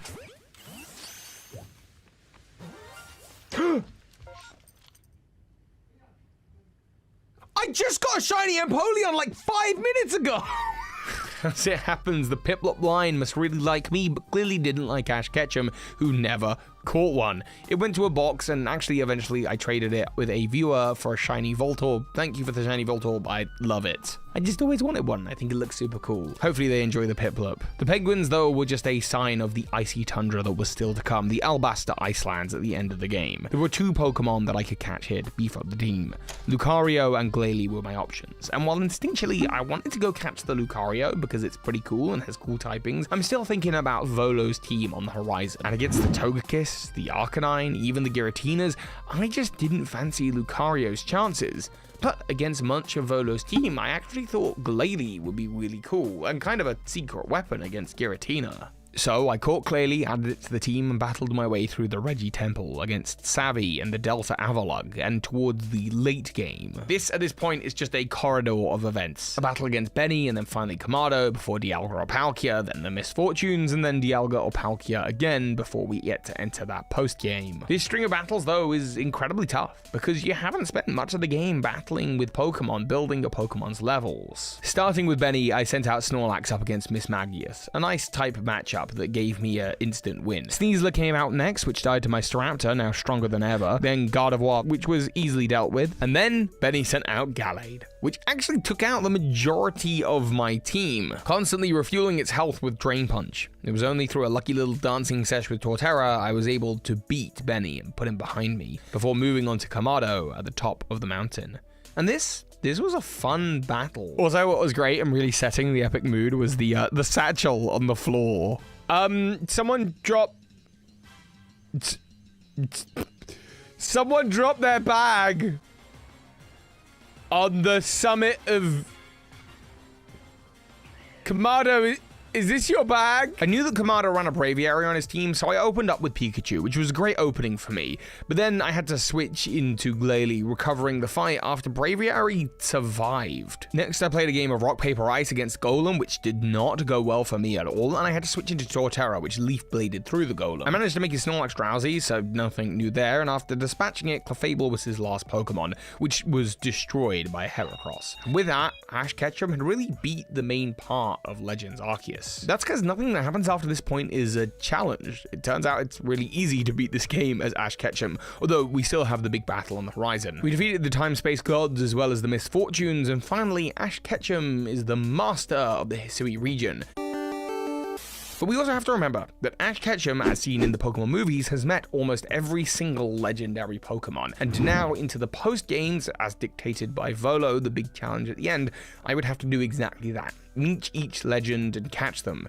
Each one provided a different but not impossible challenge, and I beat them one by one and rounded them up as well as the Arceus plates. As I mentioned at the beginning, this is about my 4th run through of Legends Arceus, so maybe if this was my first run through, it would have been a lot harder, but this was all building up to the one bit I was anxious for. The battle against Volo. After all, my team at this point were at best in their mid-50s. Volo's team would be in their late 60s and capping out at level 70. And if you're unfamiliar, this battle is what the whole game is about. And to add that little element of challenge, I decided live that I was only going to give myself 3 attempts to do it in. I was going to need a strategy. Volo's team consists of a Spiritomb, the typical opener. Togekiss, Arcanine, Roserade, Lucario, and of course Garchomp, followed immediately by Giratina, which has 2 versions of itself. First life in its regular form and then in its origin form. So 8 Pokemon total, 2 of which are legendary Pokemon, 1 of which is a pseudo-legendary, all of which are powerful and way above my level. My final Ash team was this. Pikachu, which I refused to take off the team because it's an Ash Ketchum team, Torterra, Snorlax, Staraptor, Heracross, and Glalie, all around level 55. I decided to ditch Infernape for Glalie so I'd have a few more type options, and especially so I could have an ice Pokemon on the team to help out against Giratina. Even then though, I'd be worried, because Giratina has access to Aura Sphere, a fighting move that never misses. I also hadn't been hoarding items or experience in the game, so I used what grit, dusts, and candy I did have, sold all my items, and bought revives and max revives, emptying my bank account. It turns out the whole game had been about this one battle. I decided the correct thing to do before going in would be to assign Pokemon to deal with other Pokemon. So Pikachu, being the weakest, would be my choice to go against Togekiss or Spiritomb. Staraptor could probably deal with Roserade and Lucario pretty easily. Heracross was a tricky one, being weak against Arcanine, but also being strong against it in the fighting element. So as long as it could have hit fast and hard, it would be my access to defeating Arcanine. And while Torterra had no huge advantage, it could certainly help out against Garchomp and against Spiritomb. And this would leave me with Snorlax and Glalie to take on the 2 forms of Giratina. I also used Glalie to attack Garchomp, and while that was never going to be an issue, the issue I could foresee was Giratina knowing the move Aura Sphere, which, as I mentioned, never missing. It also has the ability to obscure itself, and many of Glalie's moves had decreased chances of hitting. I could increase those chances by hitting with Strong Style, but that would slow me down in battle and allow Giratina extra hits that I couldn't risk. And when it came to the final moment, when it was up to me to save the Hisui region, Ash Ketchum lost. Not once, but twice in a row. I barely made it to Giratina the second time, and I thought I had tried everything. This was my limited arsenal, and as I had said live on stream, if I lost this battle, the 3rd battle, I would consider the challenge failed. Ash Ketchum maybe can't beat Legends Arceus, but I'd give it one more shot. So here it is, the final battle, play by play. Can Ash Ketchum beat Volo in Legends Arceus? I opened with Pikachu though because the AI decided when I had Pikachu in to switch out to Garchomp, knowing that I'd use an electric move, but it happens after you attack. So I got in a free Thunderbolt and then they swapped into Garchomp, but there was no punishment for it. So I just swapped into Torterra, who can take a hit or 2 against Garchomp. And then I got it all drowsy with Sleep Powder. With Garchomp drowsy, 2 Wood Hammers would take it out, but Volo would swap into Arcanine, using fire moves to burn and destroy my Torterra. Not to worry though, because Arcanine had just used this move, I could now swap into Heracross and use a strong style fighting move to one-shot Arcanine. 2 Pokemon down and 1 damage. Togekiss will come out next, air slashing and killing my Heracross. Well, it seems like I'm behind. All of this is happening in a very controlled way.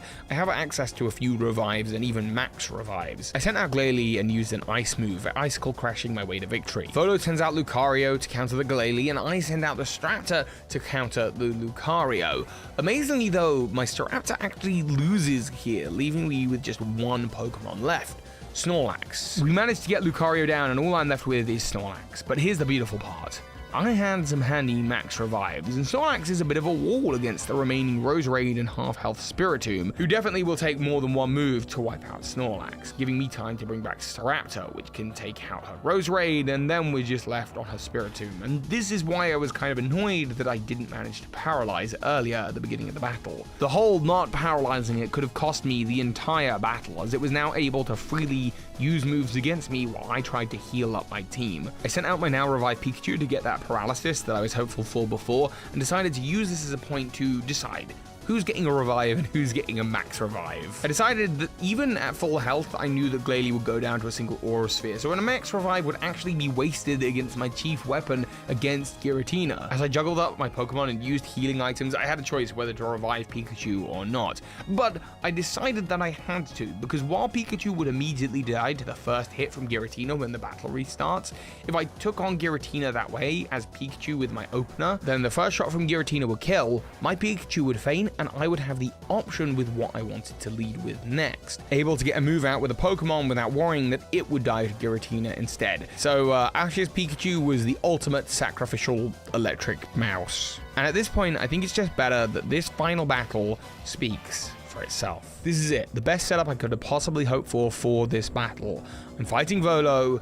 Giratina has 2 lives. And if I lose now, I consider this whole challenge a complete failure.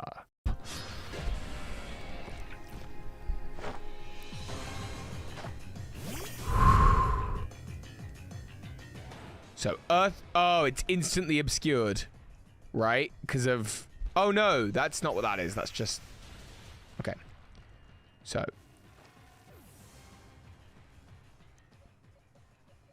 Glalie. I agree. Glalie, really, let's just go for a strong hit. Ooh, 2 moves. 2 moves. Should I not? Okay. I hear what you're saying, hit hard, but should I not Icicle Crash and hope it hits, and then Strong Style Blizzard? Because the accuracy is only 90 with that.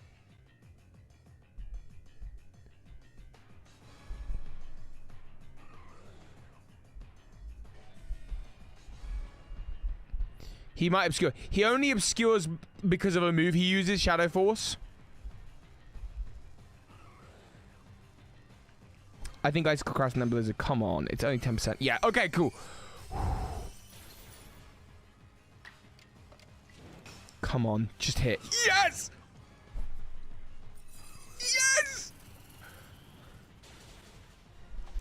Oh, we got the frostbite. Okay. I'm a Shadow's Force. That was interesting. Okay. I'm going to use Aerial Ace because that doesn't miss.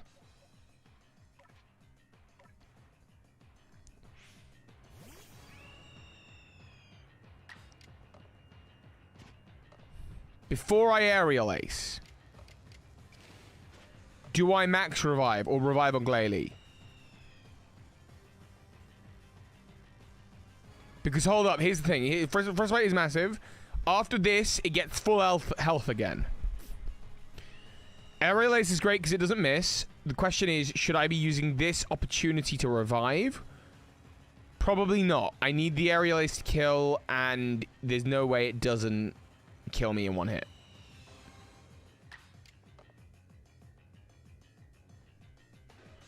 Aerial Ace. It didn't even kill? That didn't kill. Oh, Frostbite will kill though, right? Okay. Okay. Final Pokemon.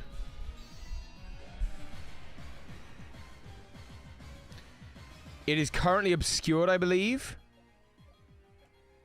I'm going to go Torterra and try and put it to sleep.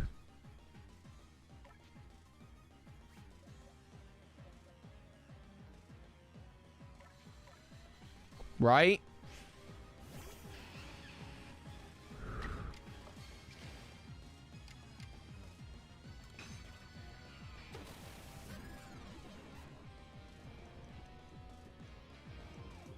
Yes! Okay. I'm going to hit revive here.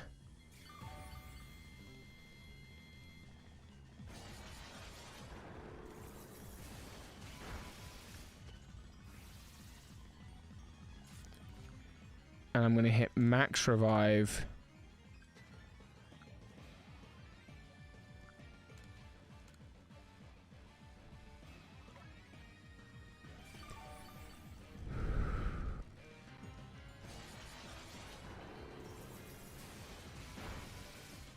Okay. It's become obscured. What's the play? Swap into Heracross, try and attack it, whittle it down. Snorlax probably withstands a hit or two. Heal up Torterra. Max revive on Torterra. Get it to a point... We need... No, because here's the thing. Glalie's accuracy is really bad and it's just obscured. Aerial Ace is fine, but, like, I don't want to...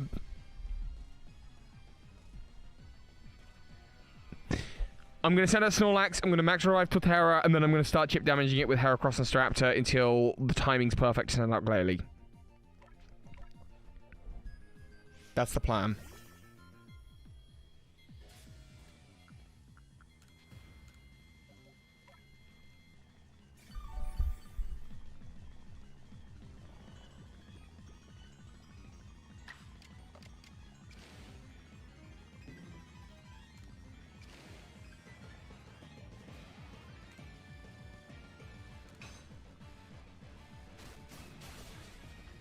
That actually did quite a bit. Wasn't quite expecting that. Crit.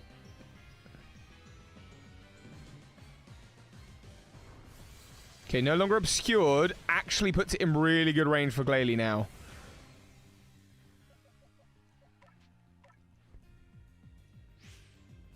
It's not obscured. Glalie's out. I can't get in an Icicle Crash before. So, I have two options, everyone. I can either go for Blizzard, 120 power, 90 accuracy, or Icicle Crash, 100 power, 100 accuracy. It's physical as well, and I don't think Giratina is a physically defensive Pokemon. So Icicle Crash is my preference. Icicle Crash is guaranteed hit, physical over special, frail defensively, Icicle. That's it. And then if it obscures, I've still got Aerial Ace.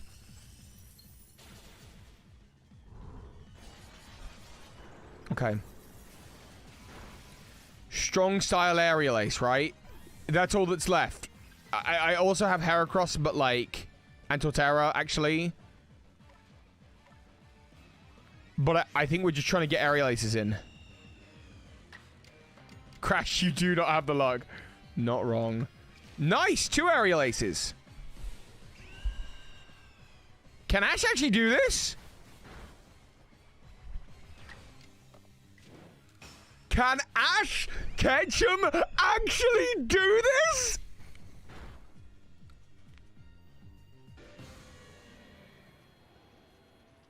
I was full on, like, I'm just tired. I'm not, you know what, if I lose here, that's it. I'll just call it. I was expecting to lose and to make that part of the video. I was thinking about, like, how do I write it so that that's inspirational and that you should go out and do the challenge? But you don't need to, because I did it. Oh my goodness. Let's go. That was hardcore.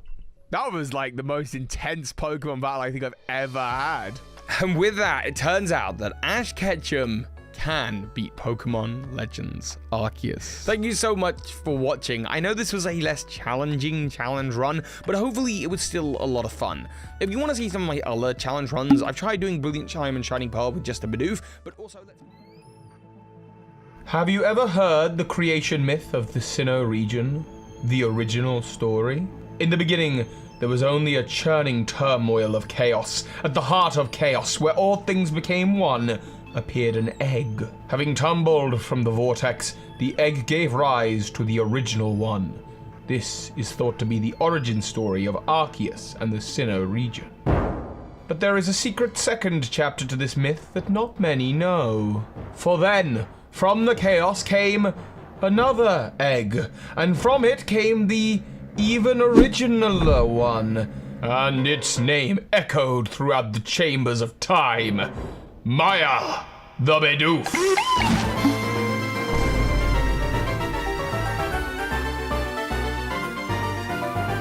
Hey Pokemon Masters, so for the release of Brilliant Diamond and Shining Pearl, I thought it'd be fun to do another challenge run. You all seem to really enjoy my Let's Go challenge so much that I had to do something fun for this release. And I was stumped at first. What do? Do I do my first ever Nuzlocke like I promised in that video? Maybe, but then I remembered the time in 2016 when I did a whole run through of Platinum version with just a lonely barrel. And I thought, I gotta do something harder than that. Whoa, Well, how about I just take out the chance to evolve and keep it as a Bidoof? What if, when I started my adventure around the Sinnoh region, I ditched my starter, grabbed myself a Bidoof, and traveled around the whole region with just the one Pokemon? I've played Pokemon Diamond and Pearl before, and this is supposed to be a faithful remake, so I should know these games pretty well. It can't be that hard, right? So full of excitement and live to many of you on YouTube, I loaded up the game for the first time and listened to Rowan introduce me to the wonderful world of Pokemon with my favorite track in the whole franchise. And I set off to begin my journey to test one simple question. Can you beat Pokemon Brilliant Diamond with just a Bidoof? My journey began where all journeys in Sinnoh begin, in Twin Leaf Town. There, my rival Falcone seemed eager to explore. He's named after my best friend and future housemate, Falcone. He, in the real world, being the good friend that he is, jumped straight into doing a Nuzlocke just to prove that he's better than me. You know, I think when we move in together, we're gonna have a lot of fun doing like live challenges together, soul links, that kind of thing. I guess Phoebe is invited as well. But we bought a house together and we should be in by the time Legends Arceus comes out. It's very exciting. Anyway, we set off to Lake Verity where we met Professor Rowan and Dawn, and we got cornered by some Starlies. Someone forgot how to keep their birds, and I had to choose a starting Pokemon, and right away my strategic brain sprung into action. If I choose Turtwig, then Falcone will choose Chimchar, and his Infernape and Monferno will be super effective against my poor future Bidoof. If I choose a Chimchar, then his Empoleon would have bulky defenses, and Bidoof would have struggled. But I know that Bidoof is a versatile Pokemon that can use moves like Ice Beam, so I picked up Piplup, forcing Falcone to take Turtwig, and hoping one day I'll be able to take advantage of that quad weakness to Ice. And spoiler warning, I never do. So I nicknamed my Piplup not a Bidoof, and as soon as I could, I got my first set of Pokeballs and headed into the long grass to catch myself my partner in crime for the rest of this run. There was some debate whether I should be allowed to hunt for an advantageously natured Bidoof, one that's gonna really benefit me on my run through, but then I met her. Maya. As soon as I saw her, I weakened her in battle and tossed a Pokeball, catching this sassy-natured Bidoof, and I called her Maya, spelt wrong, one because I'm dyslexic, but also named after the mighty Miyamoto, the monster barrel of myth that I beat Platinum with all those years ago. And with that, we were off. We were off and rolling, and yeah, death came pretty swiftly. If this was a Nuzlocke, then it would have been over, because that Starly from before came back from the lake and got its sweet, sweet revenge on Maya. But this was just the first of many hurdles for us, a team growing exercise. We're gonna be teammates thick and thin. I'm not gonna replace her for a Bidoof with a different, better nature. Although, don't tell Maya, but if a shiny popped up, I absolutely would have boxed her with Piplup because, you know, shinies. Dawn gave me a pointless catching tutorial, which I wouldn't be needing because I wouldn't be catching any more Pokemon for the entirety of this run, and we continued to train. Mostly against many of Maya's family and friends. We got the whole of the Sinnoh region to see. There's time and space gods, and there's legends, and there's a Team Galactic, and there's lots of Bidoof to slaughter. I mean, to faint. And we set our sights on Jubilife City. We met a man who had some interesting things to say about Jubilife City's construction, which is interesting because it implied that Auburg City existed before Jubilife. But we know that Jubilife Village exists in Legends Bidoof, Arceus, you know, the upcoming title. Falcone wanted a rematch, but it was no biggie because at level 9 we could start using Rollout to build up some strength and run over his team. Annoyingly, right before this battle, I had exchanged Defense Curl for Workup, and I did not realize that Defense Curl and Rollout work together so well to build up the damage of Rollout attack. Had I realized that, I absolutely wouldn't have deleted the move. Is that why Whitney's so strong? Either way, with Workup at our disposal, we were able to boost our stats and roll our way through the Auburg Gate and into the mine for some training. There we met the gym leader, Rourke, and we went straight to his gym where we defeated all of his gym trainers and finally faced off in a battle against him. And to be honest, it was going well at first. Geodude went down, and with enough potions I was able to keep pace with Onyx, but then came Cranidos. And yeah, it kind of flattened me. So I decided to pop back to Jubilife City to get hold of an item called the Quick Claw, an item that really didn't leave Bidoof for most of the run. This would allow Maya to outspeed her on occasion and made me feel less bad about the fact that she is sassy, meaning her speed was lowered. Occasionally, I was gonna go first no matter what. A lot of people recommended that I give Maya the Everstone the moment I could, but I disagree with this fundamentally. All the Everstone would prevent was the animation for evolution playing, but I can just press B. The advantages in battle here were needed much, much more. After a lucky succession of quick claws and then Rourke for some reason using Leer instead of taking the kill when they could, we got our first gym badge and Maya had done it. We were one gym badge down and we would make our way up and north to Eterna City. Before that though, we had a few quick stops, first of which was in Jubilife City, where Team Galactic would learn for the first time of the legend of Maya. They were then also in Falroma Town, and on our way there, we met two very, very sassy trainers who wouldn't battle us just because we only had one Pokemon. You only have one Pokemon? That's so boring. I beg your...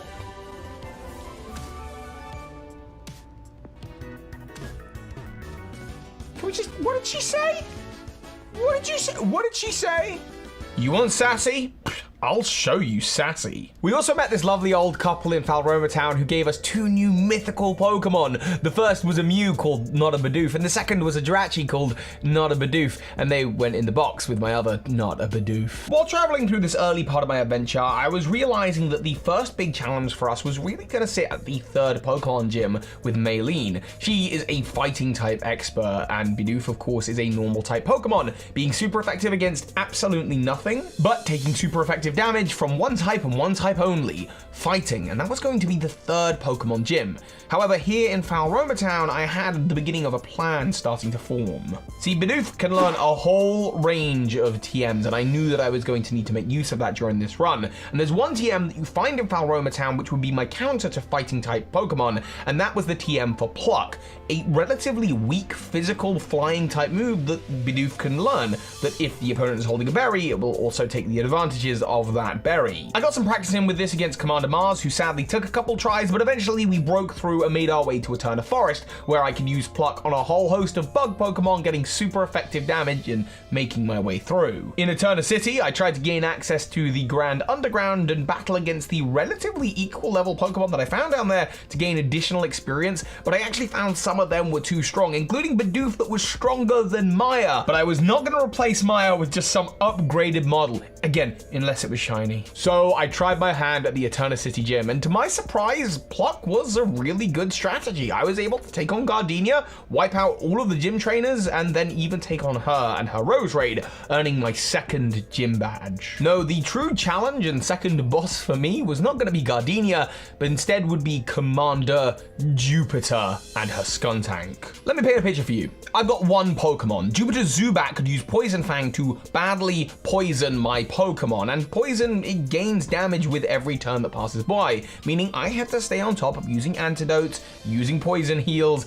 and keeping potions going to keep my health up. But then, even if I was able to beat Zubat, I had to take on her Skuntank, a Pokemon that, while I could use Pluck to take advantage of that citrus berry it's holding, ultimately would always deal damage to me upon itself fainting. This is because of the ability Aftermath, which, if I had taken enough damage already from poison and attacks from Zubat, and Zubat can also confuse, putting me in a terrible place, could lead to Bidoof fainting. And if Bidoof faints as a result of Aftermath, even though I've beaten Jupiter, the game acts as if it's a loss, not a tie, meaning Jupiter has not been beat and I have to start this battle all over again. Oh no. No, it's tied!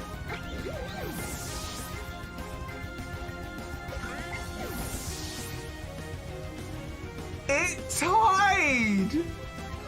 She's not the winner! We tied! It was a tie game!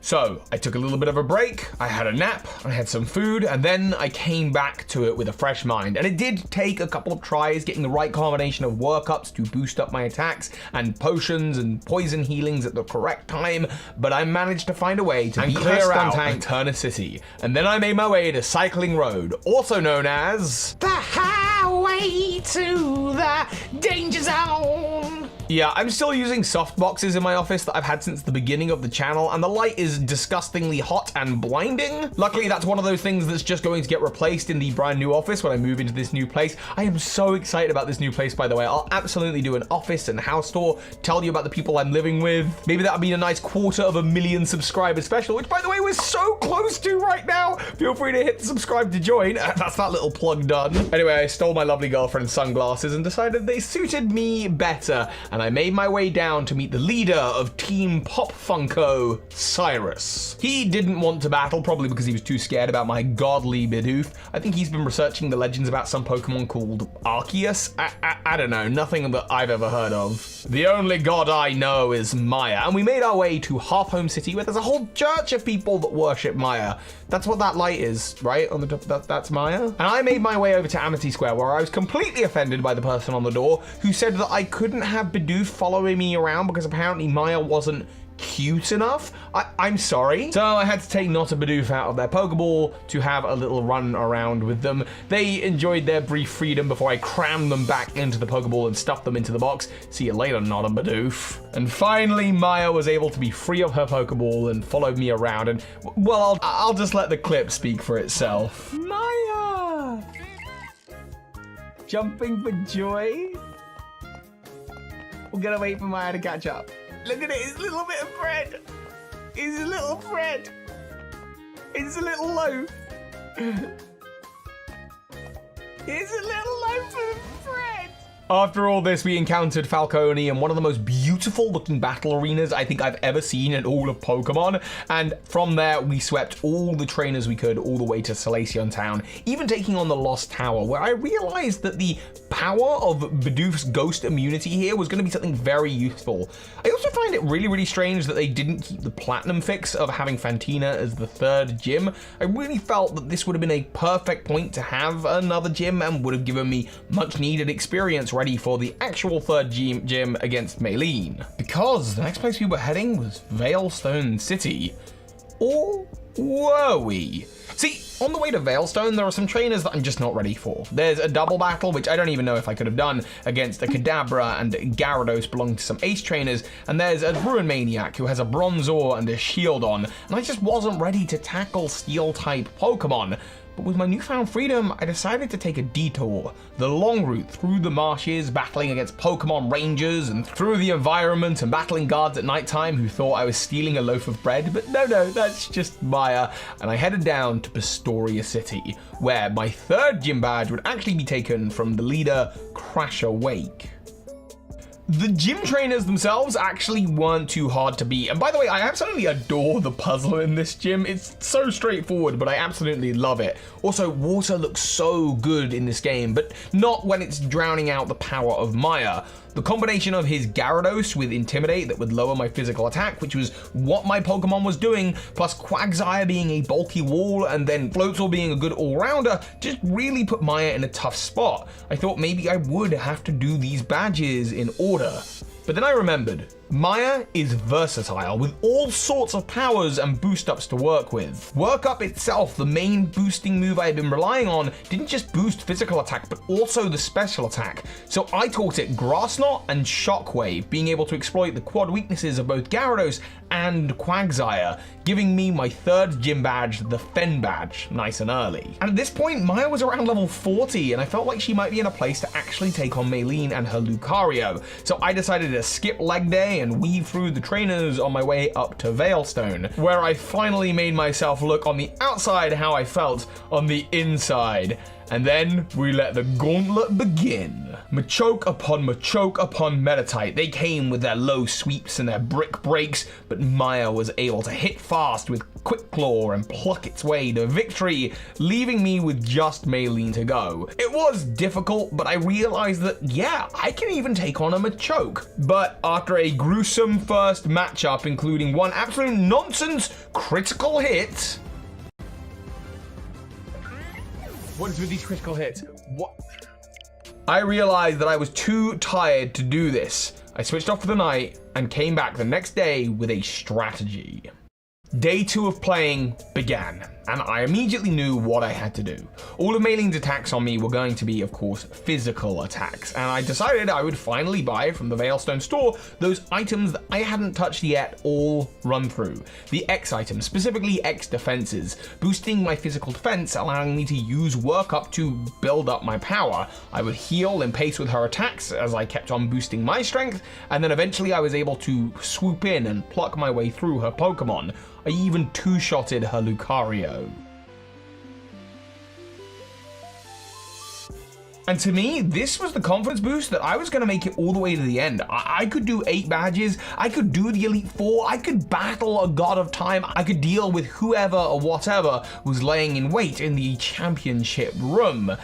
At this point, though, it kind of becomes a weird part of the story because Sinnoh is a very oddly structured game, and if you do these events out of order, like I did with the Fen badge, there's just a whole lot of Team Galactic side quests going on. Dawn loses her Pokedex, there's a guy in Pastoria who wants to blow up the lake with a bomb, that bomb then finds its way to Celestic Town, and between all of those, I'm trying to fill up a Pokedex, so I'm going and clearing out as many of the routes as possible, trying to gain experience. At this point in the game, 80% of the region is already unlocked. I also saw a cool mural with Azelf, Uxie, and Mesprit, and in the middle, you see that dot? That's a Bidoof, that's Maya, as seen from above. I also took on Fantina, and despite the fact I got all of her simple maths questions wrong, I actually decided to go back through all the rooms and battle all the trainers, because if you don't battle a trainer here with a Drifloon, you have to wait till a Friday rolls around for one to appear, and I was actually trying to fill out my Pokedex as well. I then had a super easy rival battle against Falcone in Canalive. Seriously, when Falcone and I start doing these challenge runs in the new house, this is how it's going to be every time. I am going to kick his butt. I wonder what kind of challenges we can do together. Maybe I should do my first ever Soul Link. I need to slow down and do a Nuzlocke first. Anyway, I went to Iron Island to train up, and by the time I was out of there, Maya was over level 50, and I had unlocked both Swords Dance and the incredibly powerful move, Superpower, a fighting type move that I knew would serve me very well against the upcoming gym leaders who are both Steel and Ice type. And sure enough, Byron could not beat a superpowered Bidoof. After a small nap, I was feeling ready to take on the end, but it seemed Team Galactic had caught wind of this Maya, a godly Pokemon they weren't expecting, and they tried to bait me out by blowing up lakes. They did not realize how powerful Maya was, though. Saturn stood absolutely no chance. Mars was a little bit more trouble and did KO me once. And what I love about this is that the last place that I had healed was my own house. So, like, when I fainted at the lake, I literally ran home crying to Mum. Mom, the evil Team Galactic, they beat my Pokemon. We beat Mars, and then Professor Rowan said something that I'm including as a screenshot linked in the description that I do hope as many of you as possible will download and use at your own discretion, because I think we're somehow going to need this image a lot next year when we move in together. Maya and I trudged through the snow, battling trainers and leveling up, and made our way to the Snow Point Gym, where we had absolutely no problems at all with the puzzle. Sorry, no problems at... No, I wasn't confused, just stop showing them the bad edits. I said no problems with the gym puzzle. None. Ruin, stop showing them the bad edits. No, I know that's what happened. I'm trying to portray myself as a Pokemon master. No problems at all. And then we beat Candace. We finally went to take on Team Galactic at their hideout and show them what a true god looks like. She's around 1'8" and goes by the nickname Loaf. It's Maya, the monster Bidoof, and we wrecked house. Cyrus ran away to summon a god of time as if that would stop me, and I chased him up to the tip of Spear Pillar, where, there on the crest of Mount Cornet, this exchange happened.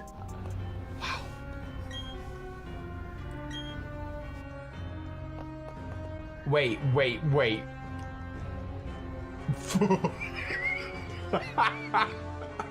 You literally can't battle them? I had no choice. If I wanted to finish this game, I couldn't do it with just Bidoof.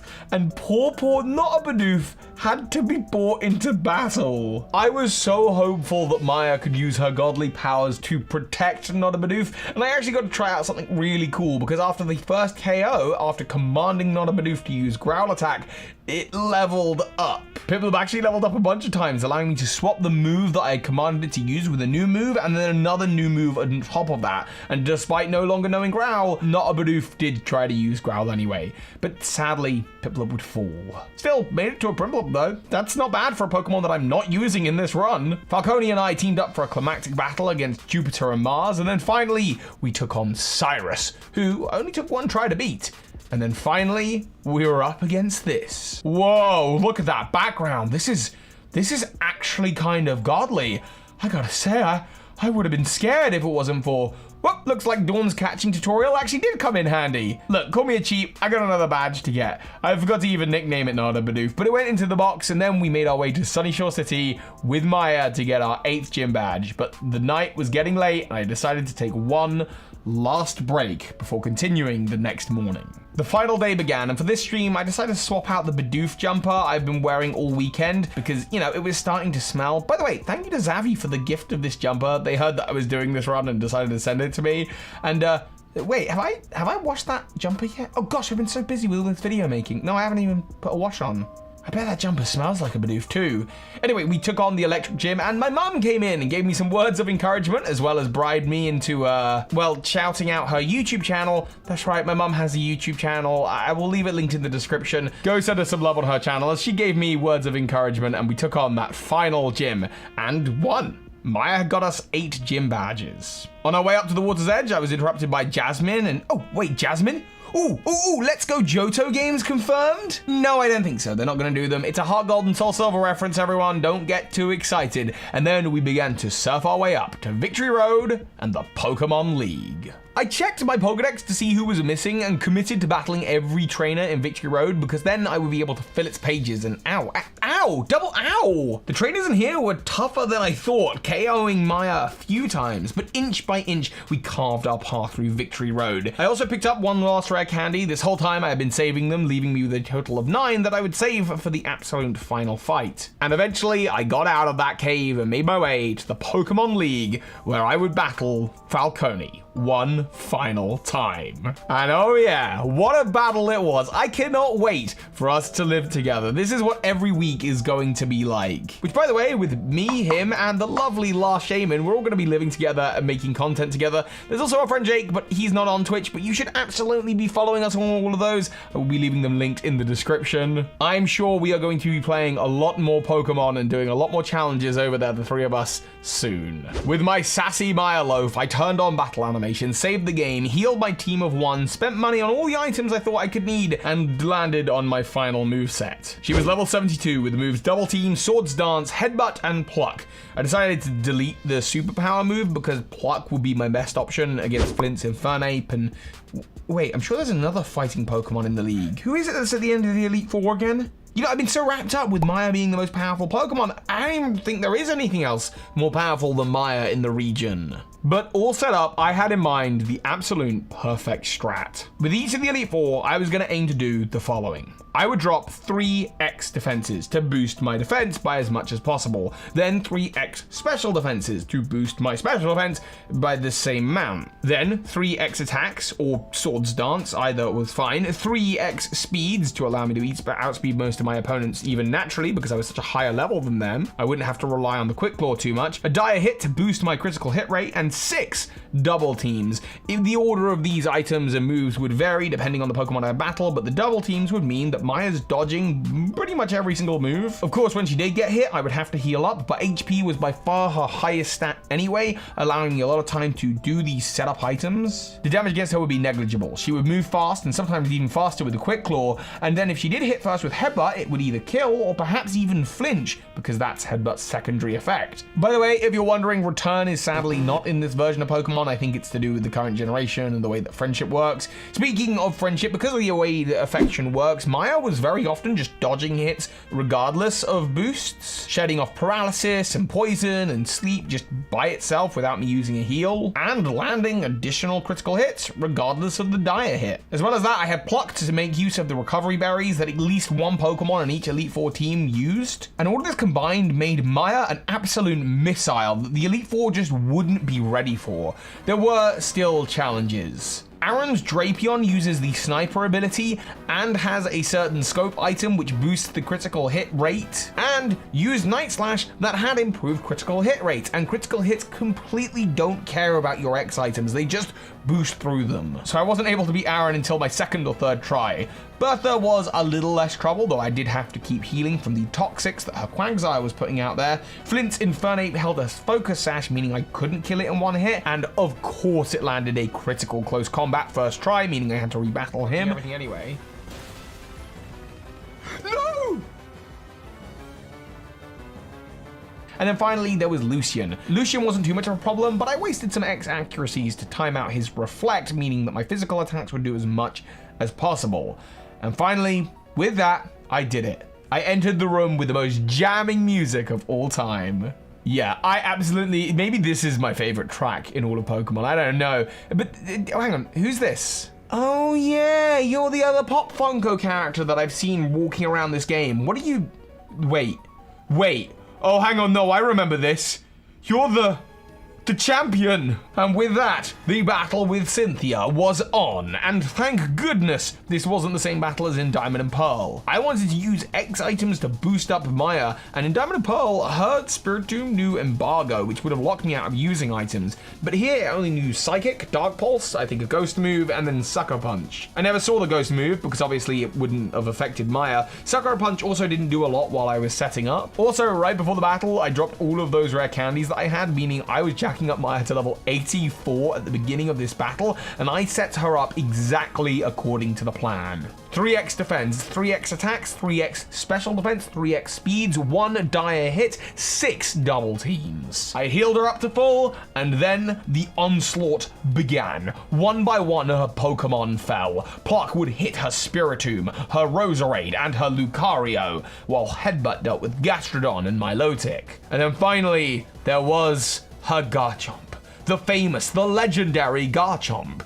A Garchomp that has as much status as Maya in the Pokemon world. And at this point, I wanted to say something. To those of you who are here listening to this point in the video, thank you. Thank you for supporting not just this video, but also the last challenge run that I did. Again, I'll leave that linked in the description. It's Let's Go Pikachu, but every time I beat a gym leader, I steal their Pokemon. And also thank you because that video has done so well. It's shown me that this is something that me and Falcone and the last Shaman and our friend Jake, we're so excited about moving into this new place together, and it's something that we can do together. We can play games and share that with the world. I will be doing my first Nuzlocke very soon, which I might stream on Twitch. I may have already started it. I'm undecided whether I'll be streaming on Twitch or YouTube. By the new year, I should have a much clearer plan of what's going on. I should be moved in as well just before Legends Arceus, so Legends Arceus may be the first run through in the new house, and then we can start getting on with Legends Arceus challenge run throughs.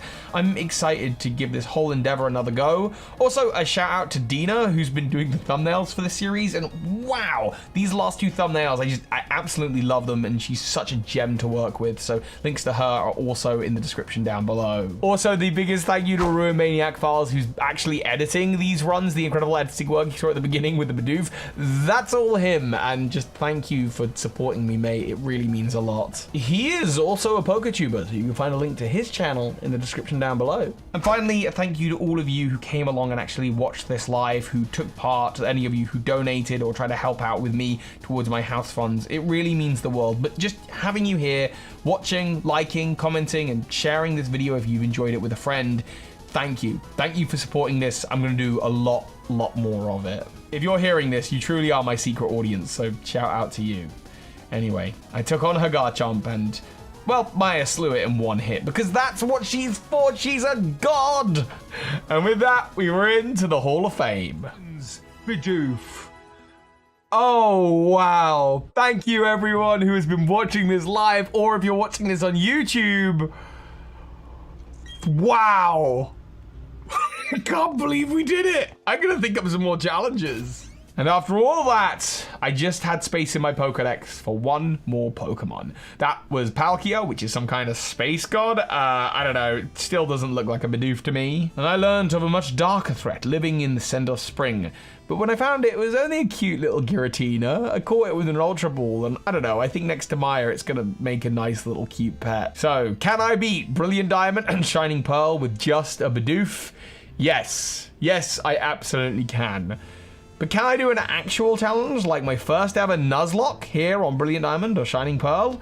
Well, for that, you'll have to stay tuned and stay subscribed. So hi, Pokemon Masters. Scarlet and Violet are the new kids on the block coming out. Rip Sword and Shield, I guess. And as a Brit, when I first played through the Galar region in 2019, I couldn't help but feel at home. The Pokemon, the locations, and basically everything in the way that Hop speaks, this is home. The locations in particular, though, were very standout, reminding me of my home as well as the cities that I had visited throughout my childhood. And so I spent the last month traveling across the UK. Yes, in the real world. This is a Let's Play that exists in the real world. world. And I visited the various towns and areas that inspired the Galar region, and then using Pokemon Go, I went ahead and caught the first Pokemon that I could find in those locations to transfer them into the game and exclusively play with them as my team members. So this was me really traveling around the Galar region and catching the Pokemon that I find there, and to see if I could beat this region's unbeatable champion, Leon.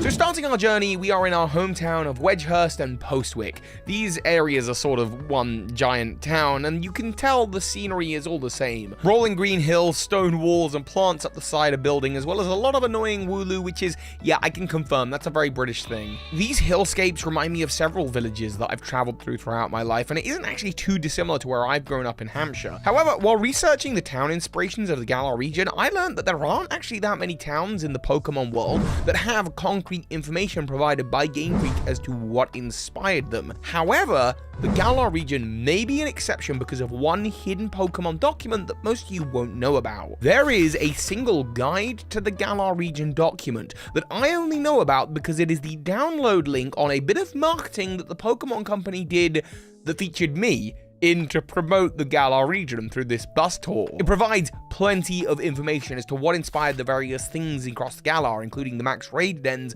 that were inspired by the Giant's Causeway and Island, and spoiler alert, I didn't go to Island, we'll get to that. And Pokemon confirmed that Wedgehurst and Postwick were very heavily inspired by an area called the Cotswolds, which is filled with greenery and lots of very cute and insular villages. I decided to set off with my friend PSA Pimp, who, because I don't drive, this journey would not have happened without him. Every single clip you're going to see is with him by my side, and we decided to head off to the Cotswolds to see who will be replacing Scorbunny, Grookey, or Sobble as my default starter.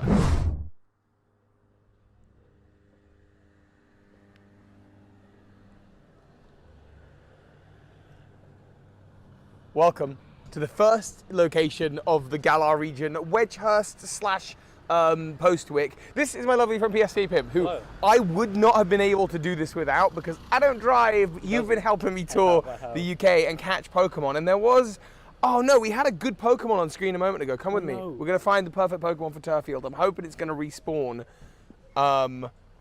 There was a Frillish. You might have missed a spawn, yeah. No, I would have really liked. But you know what? Bulbasaur is in the Galar deck as a result of the Isle of Armor. So why don't we start our adventure at the...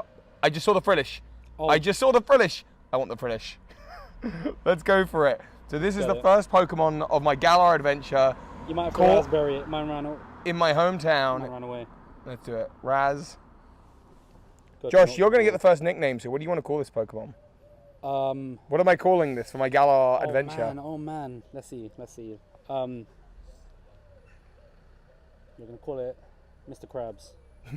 Mr. Krabs. Mr. Krabs. It's a lady Frillish. Don't care, Mr. Krabs. Mr. Krabs it is. Mr. Krabs. And that is the first Pokemon of my Galarian adventure. Mr. Krabs. And thank you for all the driving you're about to do.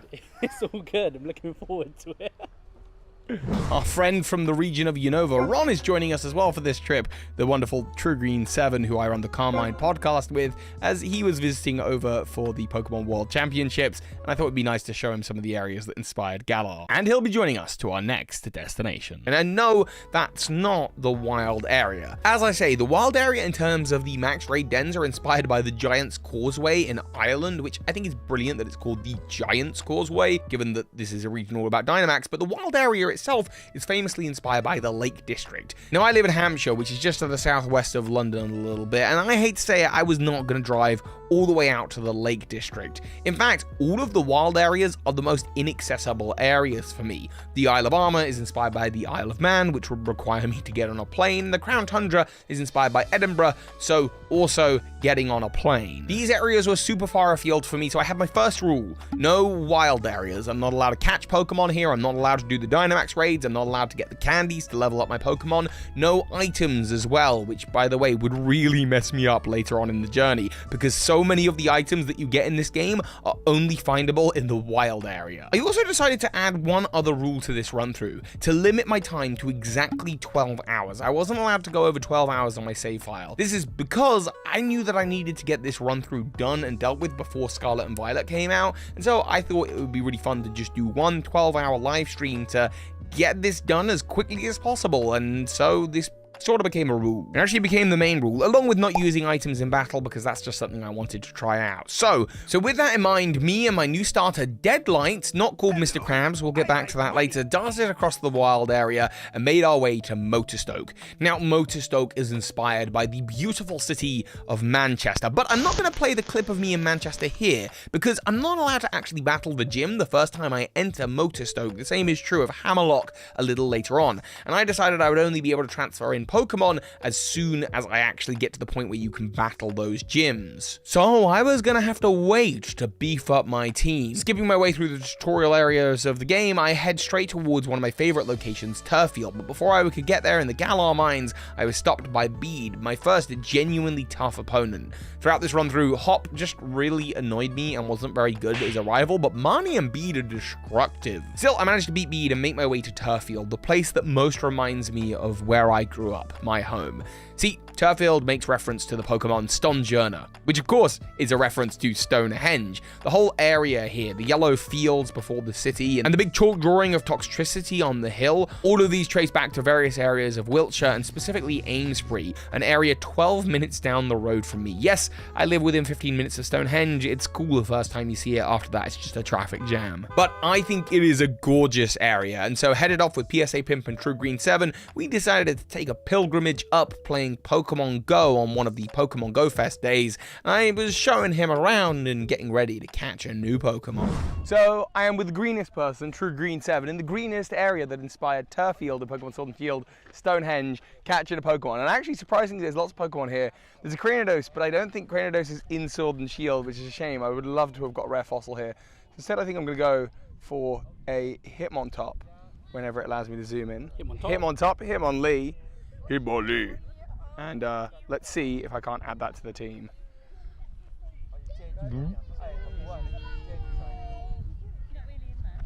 Boom. Teammate number 2 added. The lovely Tierra Star asked me to call the Hitmonlee Hitmonliam after Ace Trainer Liam, and we continued on, rolling our way through the first gym and actually struggling a little bit here. It occurred to me at this point I was already 3 hours into the journey and only just battling the first gym now. I don't understand why the tutorial for modern Pokemon games is so long, everything prior to the first gym. It would have been longer if I was actually exploring the wild area as well. Still, I should be able to beat the game within about 12 hours as long as I could beat a new gym every hour. And still allow myself a couple of hours for the evil team and the legendary Pokemon and of course the league and the champion. And what was great about this is after I managed to beat Milo and take over this area that reminded me so much of home, I headed straight for Nessa, whose gym battle would only be 15 minutes away. So this journey was gonna hopefully be super achievable. But it required me to enter the town of Hullbury, and this is where you may consider my challenge actually failed. So yeah, by name etymology you might assume that Hullbury is inspired by Hull. Of course, the lighthouse is very similar to the Plymouth Lighthouse, and there is nothing in the Galar guide about this location. Of course, we know that the name etymology isn't everything. After all, it is confirmed in that document that Turffield is inspired by the Amesbury area, and like, those names don't even sound remotely alike. Hull, however, is incredibly far north from where I am, and Plymouth incredibly far south. I mean, there are literally places of France closer to where I live than either of these locations, so instead I took True Green 7 out for a lovely day in Brighton, which is probably the most famous seaside town here in England. And it is incredibly hilly, showing off some of the various hills that you do see here in Hullbury. Hullbury is a seaside town in the Galar region. Is it based off of Hull? Name sounds likely. Or is it Plymouth Lighthouse? I don't know, but those places are a little bit far away, so you might consider this the one I failed. I'm in Brighton, and that behind me is the ocean. Let's see if we can catch a Pokemon around here. And we have... ooh, an electric type to help us with the gym. I see a Pikachu right there. Let's make it happen. Boop. What's your breakout? Oh, please no. Ooh. This is because I didn't go to the place with the lighthouse. Okay, you're good. Ooh. Nice! What do you reckon, Ron? That's pretty good.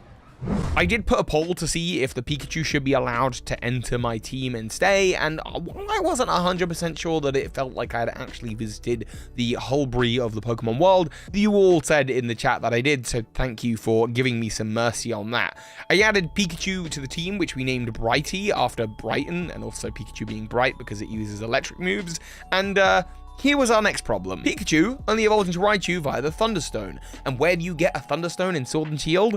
Exclusively and only in the wild area, which I've forbidden myself from going through or grabbing items from, unless of course it's just to go through because I have to for the game. So this Pikachu was never going to evolve. However, it did help me and my team break through Nessa's defenses, and we could head straight on to the great red city of, well, Manchester, the inspiration for Motorstoke.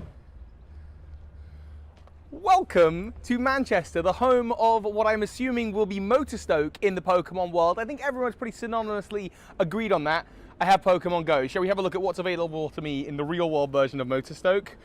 We got a Zubat, an Octillery, a Weasel, a Hisuian Voltorb, and a Tentacool, who is definitely in the Galar Pokedex. Personally, I love the idea of having an evolved Pokemon, so I'm going to go for the Octillery, and it'll help me out with the Water Gym here later. I've also never had an Octillery before. So, yeah, let's do it. Let's see. Oh, let's throw our Pokeballs away. I'm going to do the Golden Raz. Okay, here we go. This is going to be a big Pokemon for the team, hopefully. That was actually my first time in Manchester, and I was only there for an hour or so passing through, and I'll be honest, I'll try to go back again sometime soon. It was a gorgeous city. You could tell there were areas that were very clearly Motorstoke here. Anyway, I was able to add my Octillery to the team, which you all called Agent 8 after, of course, Splatoon, and I decided I would decimate the gym. Luckily, a lack of water Pokemon were not an issue here, and I was doing well keeping up on time. I sped through the forbidden land of the wild area straight to Hammerlock, and once again, I'm not going to be able to tell you too much about Hammerlock now, because the Hammerlock gym is the 8th gym in the region. So instead, I would go off to the very Britishly iconic desert area of the game, because of course Britain is so well known for its deserts, and hang on, I'm going to Google this. What do you know, there actually is a sort of desert beach in the UK. I eventually arrived in Stow-on-Side around the 5.5 hour mark. Now, Stow-on-Side is, in my opinion, inspired by the area Stoke-on-Trent, and again, Stow-on-Side, it doesn't visually look like anywhere in the UK. However, in Stoke-on-Trent, which is in Stoke on the River Trent, that's why it's named that, I guess there's a river side? Stow-on-Side? Is there a river in that town? I guess the gym's kind of in a bit of water. Anyway, the imagery of this city is, in my opinion, quite inspired by the pottery museum that exists in Stoke-on-Trent. And so this is where I caught my next Pokemon, but actually the first place we visited on our whole road trip journey.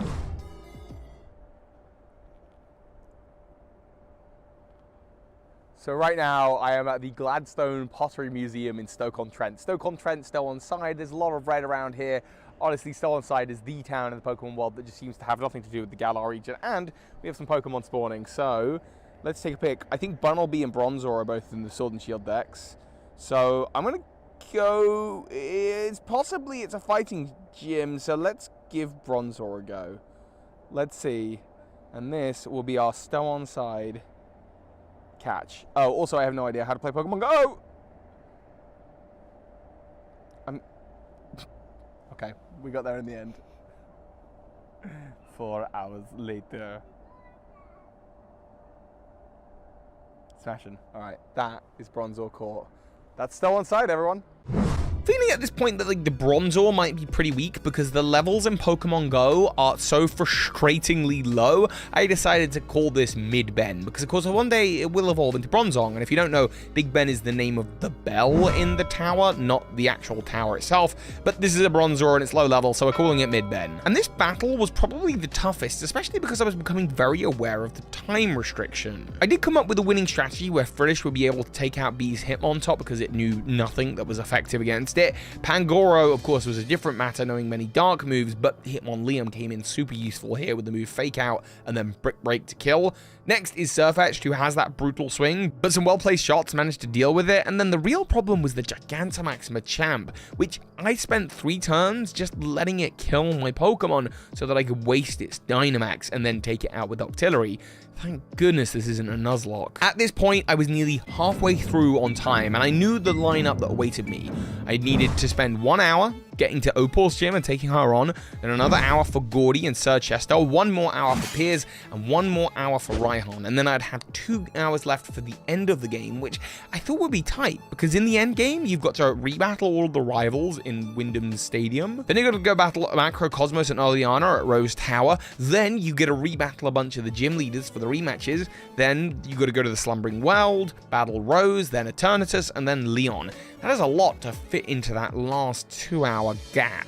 I was skeptical that I could actually reach the end of this journey in under 12 hours, but I really had to hustle. So then off to the town of Belonio, the town that I just cannot pronounce, the home of the Fairy Gym, and this whole area is inspired by Sherwood Forest. And yep, of course, I traveled to that and got a clip nearby too. So behind me is Nottingham Castle, and of course, Robin Hood. Sherwood Forest is just up the road, and of course, that's the inspiration for Belonio, the town. I can't pronounce it very well. Let's see who we've got. We have an Eevee, which is an immediate go-to. So yeah, I'm gonna go for Eevee and see if we can evolve it into the fairy type Sylveon. Boop, nice, in 1. Doo-doo, doo-doo. Flawless Wicked. catches so far. Flawless catch, easy, on to the next place. Named Robin after Robin Hood, Eevee had joined the team, but at quite a low level, I really didn't think it would be pulling much weight. By this time, Deadlight had evolved into a Jellicent, and Midven was a full-blown Bell now. We beat Opal within the hour and scurried back through Hammerlock to have that amazing cutscene where Opal just goes absolutely nuts on Bede. I love these facial expressions so much. And made our way up a route that this just isn't the UK. This is the one that is absolutely not the UK. It's Roman, I guess? Before making our way to Sir Chester. And Sir Chester is not only my favorite town in possibly all of Pokemon, definitely of the Galar region, it's also inspired by, I think, my favorite city in all of England. Aside from London, that is, Bath is absolutely stunning. I would love to retire here. And if you ever visit the UK, please visit Bath. It's absolutely gorgeous. Me and True Green 7 had a fantastic time there. Here's a picture of PSA Pimp, True Green 7, and the Last Shaman all making trouble. And the Roman baths were very cool. I'd actually never been in before, but I decided this was the time to go in and catch myself a Pokemon right there in the Roman baths. And now we are in my favorite town in the whole of the Galar region, the inspiration for Sir Chester, Bath. Let's see what Pokemon we can catch here. I would love to be here at winter.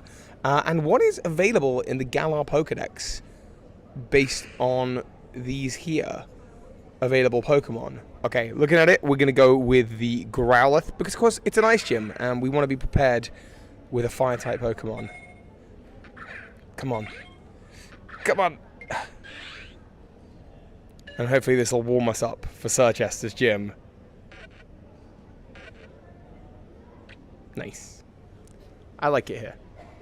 Named Caesar after the salad and pizza chain, I had yet another Pokemon that would only evolve with an evolutionary stone, something I can't get hold of because I can't go into the wild area to get one. And what's more of a shame is this is sword version, not shield, so Growlithe really wasn't going to be able to do much because this gym wasn't an ice gym, it's a rock gym. Gordy though was relatively easy. Like I say, water Pokemon were not a problem on this team. I now had Deadlights, the Jellicent, who was absolutely demolishing. Backed up by Octillery, my Pokemon team must have known that Splatoon was on the way out. So I went very quickly down to Spikemuth, racing through the route trying to avoid as many trainers as possible. Now, Spikemuth is an interesting one. For all of these other towns, there's either been lots of very clear references online as to what inspired these towns, or direct confirmation in the Galar Guide. But Spikemuth could have been inspired by anything. Bournemouth, Plymouth, Portsmouth, Weymouth, any other muth it could be. Some online sites have reported that it's possibly a city in Wales. Honestly, at this point, we're just using our best guesses. There is nothing clear. I'd love to know where it was in the UK that the Game Freak staff went and saw and said, yeah, this is part of the Galar region. But the mention of Wales did get me thinking about this arcade shop area that exists in Cardiff, and so I decided to go there for that same outdoor-indoor kind of feel. But again, at this point, we're just using our best guesses.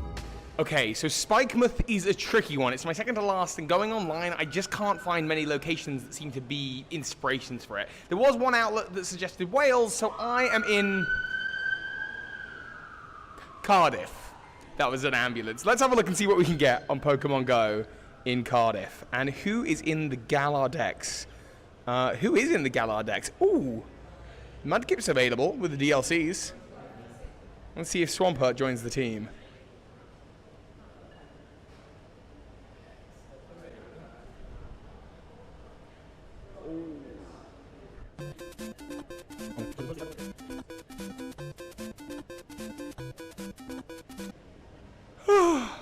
Thank you, Spikemouth. Thank you. And thank you, Ron, who's behind the camera. You heard I like Mudkips? I love Mudkip. It's probably my favorite Hoenn starter, and to have it on this team at this point would be fine because the experience share was probably going to get it up to a Swampert pretty quickly.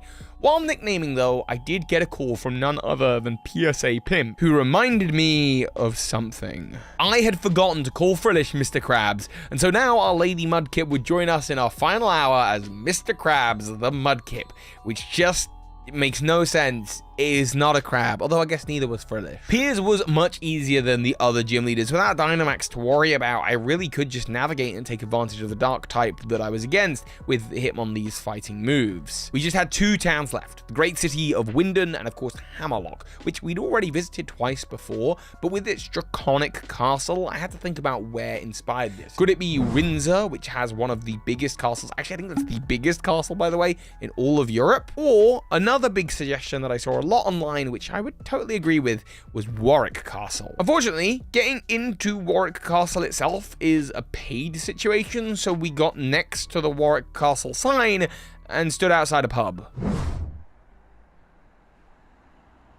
Now, the great city of Hammerlock is inspired by Warwick Castle, which is right over there, but you got to pay to get into the castle. So instead, we're in front of a really cool-looking Tudor-era house pub, having a little look around it. Okay. Can you transfer the Algrim Palkia into... That counts, right? You're gonna have to do the raid and catch it, I think. I don't think you're gonna be able to do that on your... Can't do that on your own. I can't take that on my own. No. Dang it. Okay, our options are another Bronzor, a Zubat, or an Azumarill. I don't think we have an Azumarill. No. Let's go for the Azumarill. Boop. Go on. Go on. That's a second, and it's raining. It's raining for Azumarill. That's Hammerlock. I named the Azumarill Marty after the lovely Virtually Marty, and with an evolution on my team, I decided to have bulkier stats than Pikachu for the upcoming gym. Plus, with the upcoming gym being Dragon, Fairy would have advantage here. Raihan's gym did require a lot more strategy, but we got there in the end. See, I was 8.5 hours in, and even though I now had all 8 of my gym badges, it only left me with 3.5 hours to do the end of the game. It seems like more than enough, but there are so many cutscenes towards the end of Pokemon Sword and Shield, and even with animations off, text speed on fast, I was genuinely worried that I wouldn't make it in 12 hours, and I was right to be worried. Still, 9 hours of streaming really took the energy out of me, so I decided to take a break for the night and resume the final 3 hours, or 3.5 hours, in the morning. I decided here was a perfectly good point to take a break to rest. By the way, over the last year, I really enjoy doing my run-throughs. I know I've only really done 2 or 3 before this. I know that before this year, there was the Legends Arceus run-through as Ash Ketchum, and then my first ever Nuzlocke, and I know that this isn't the most challenging run-through that exists. In fact, the challenge is pretty minimal. When I've been watching other challenge run-throughs by like Patters or Smallant or whoever else, challenge has never really been my objective for this. I'm never ever going to be able to beat a challenge run through that is as high level as what they can do. Although Patters, I see you in the comments challenging me to a hardcore Nuzlocke. Maybe I'll give it a go next year. Instead, I'm much more interested in telling stories. The moment Pokemon Go came out, I thought it would be so cool if one day they included compatibility with the main series of games. If one day I could catch a Poliwag in my garden and transfer it into the game and take it on a journey with me. Here, for the first time, not only is that possible, but I am able to travel around the Pokemon world in the region that is inspired by the locations I grew up in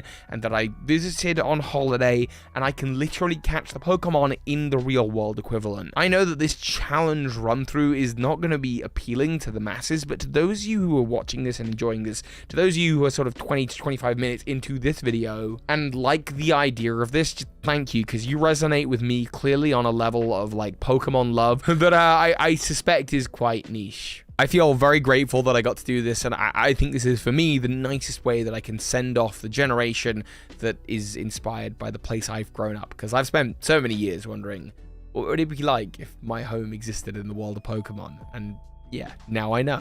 Also, a quick little update if you're wanting to support the channel any further. The new Tree of Evolution is now available for pre-order, with all of the Gen 9 species that are newly discovered being added to this tree.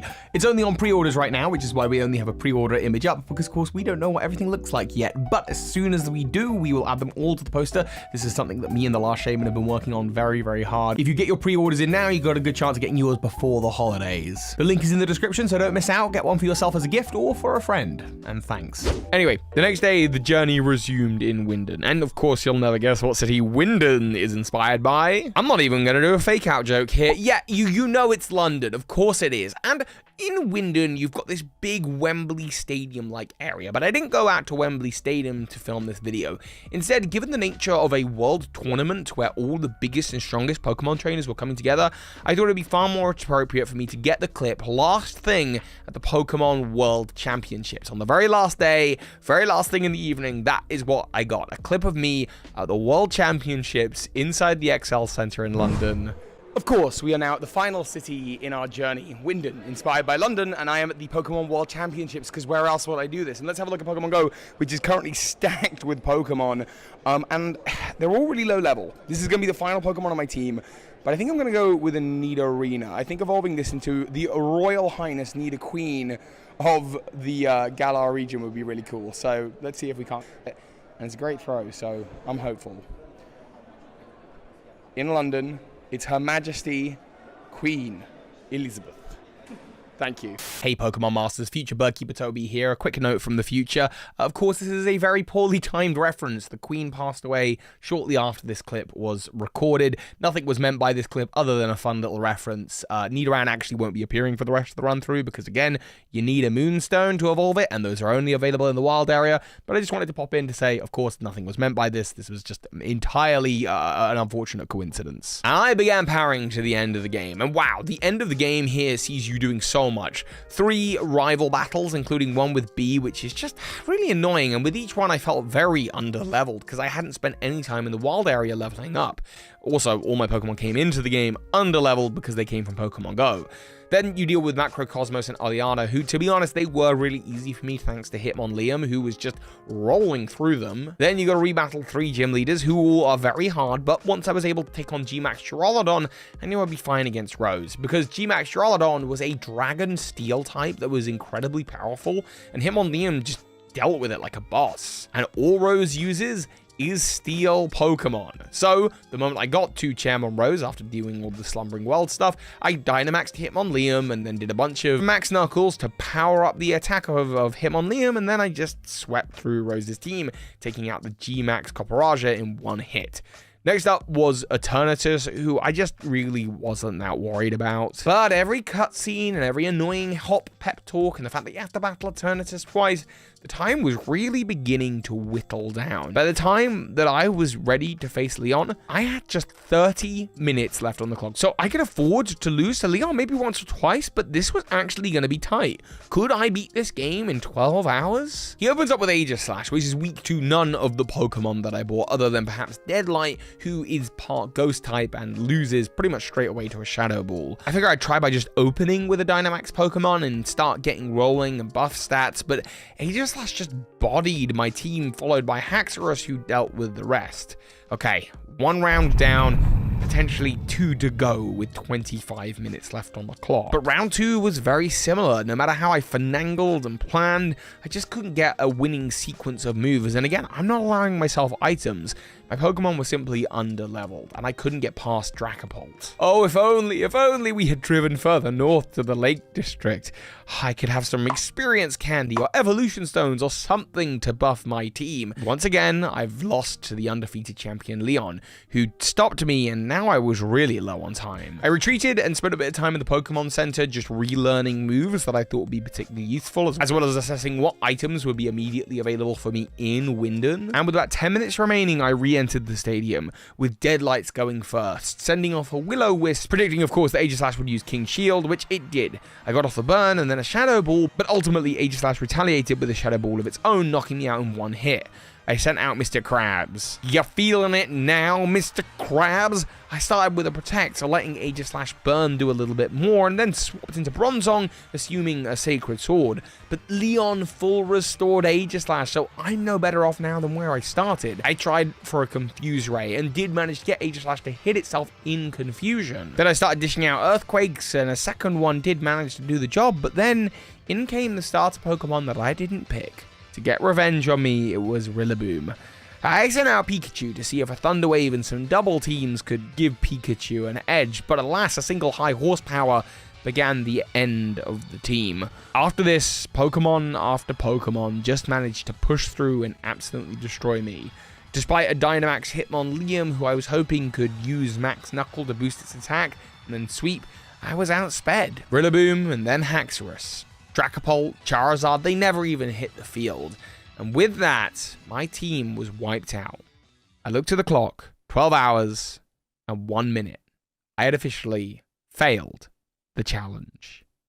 And that would seem to be a low point to end this video on, but canonically it makes sense. Leon is the undefeated champion, and if I actually lived in this region, these would have been the Pokemon that I would have collected on my journey. I loved the fact that Hitmonleum was one of my strongest Pokemon, and I caught it in the area closest to my home, but also the Cotswolds getting Frillish as my starter. What a lovely and unique thing to do. Frillish and Jellicent are some of my favorite Pokemon. The 12 hours of streaming was fun, and playing Sword and Shield this time was fun, but the most fun I've had with Sword and Shield is just those first few times playing through. The first time I played through and I listened to the way that Hop spoke and actually looked at his jacket and I was like, I've got that jacket. Visiting Turffield and feeling so at home, seeing the area that I grew up represented. Landscapes like this exist for real about 10 minutes away from me. While driving around the UK with PSA Pimp and The Last Shaman and True Green 7, Ron said to me, dude, I feel like I've just created a new core memory as we looked out on an area that had golden rolling hills just like those that you find outside of Turffield. This whole region has been a win for me. It's been so cool to get to see.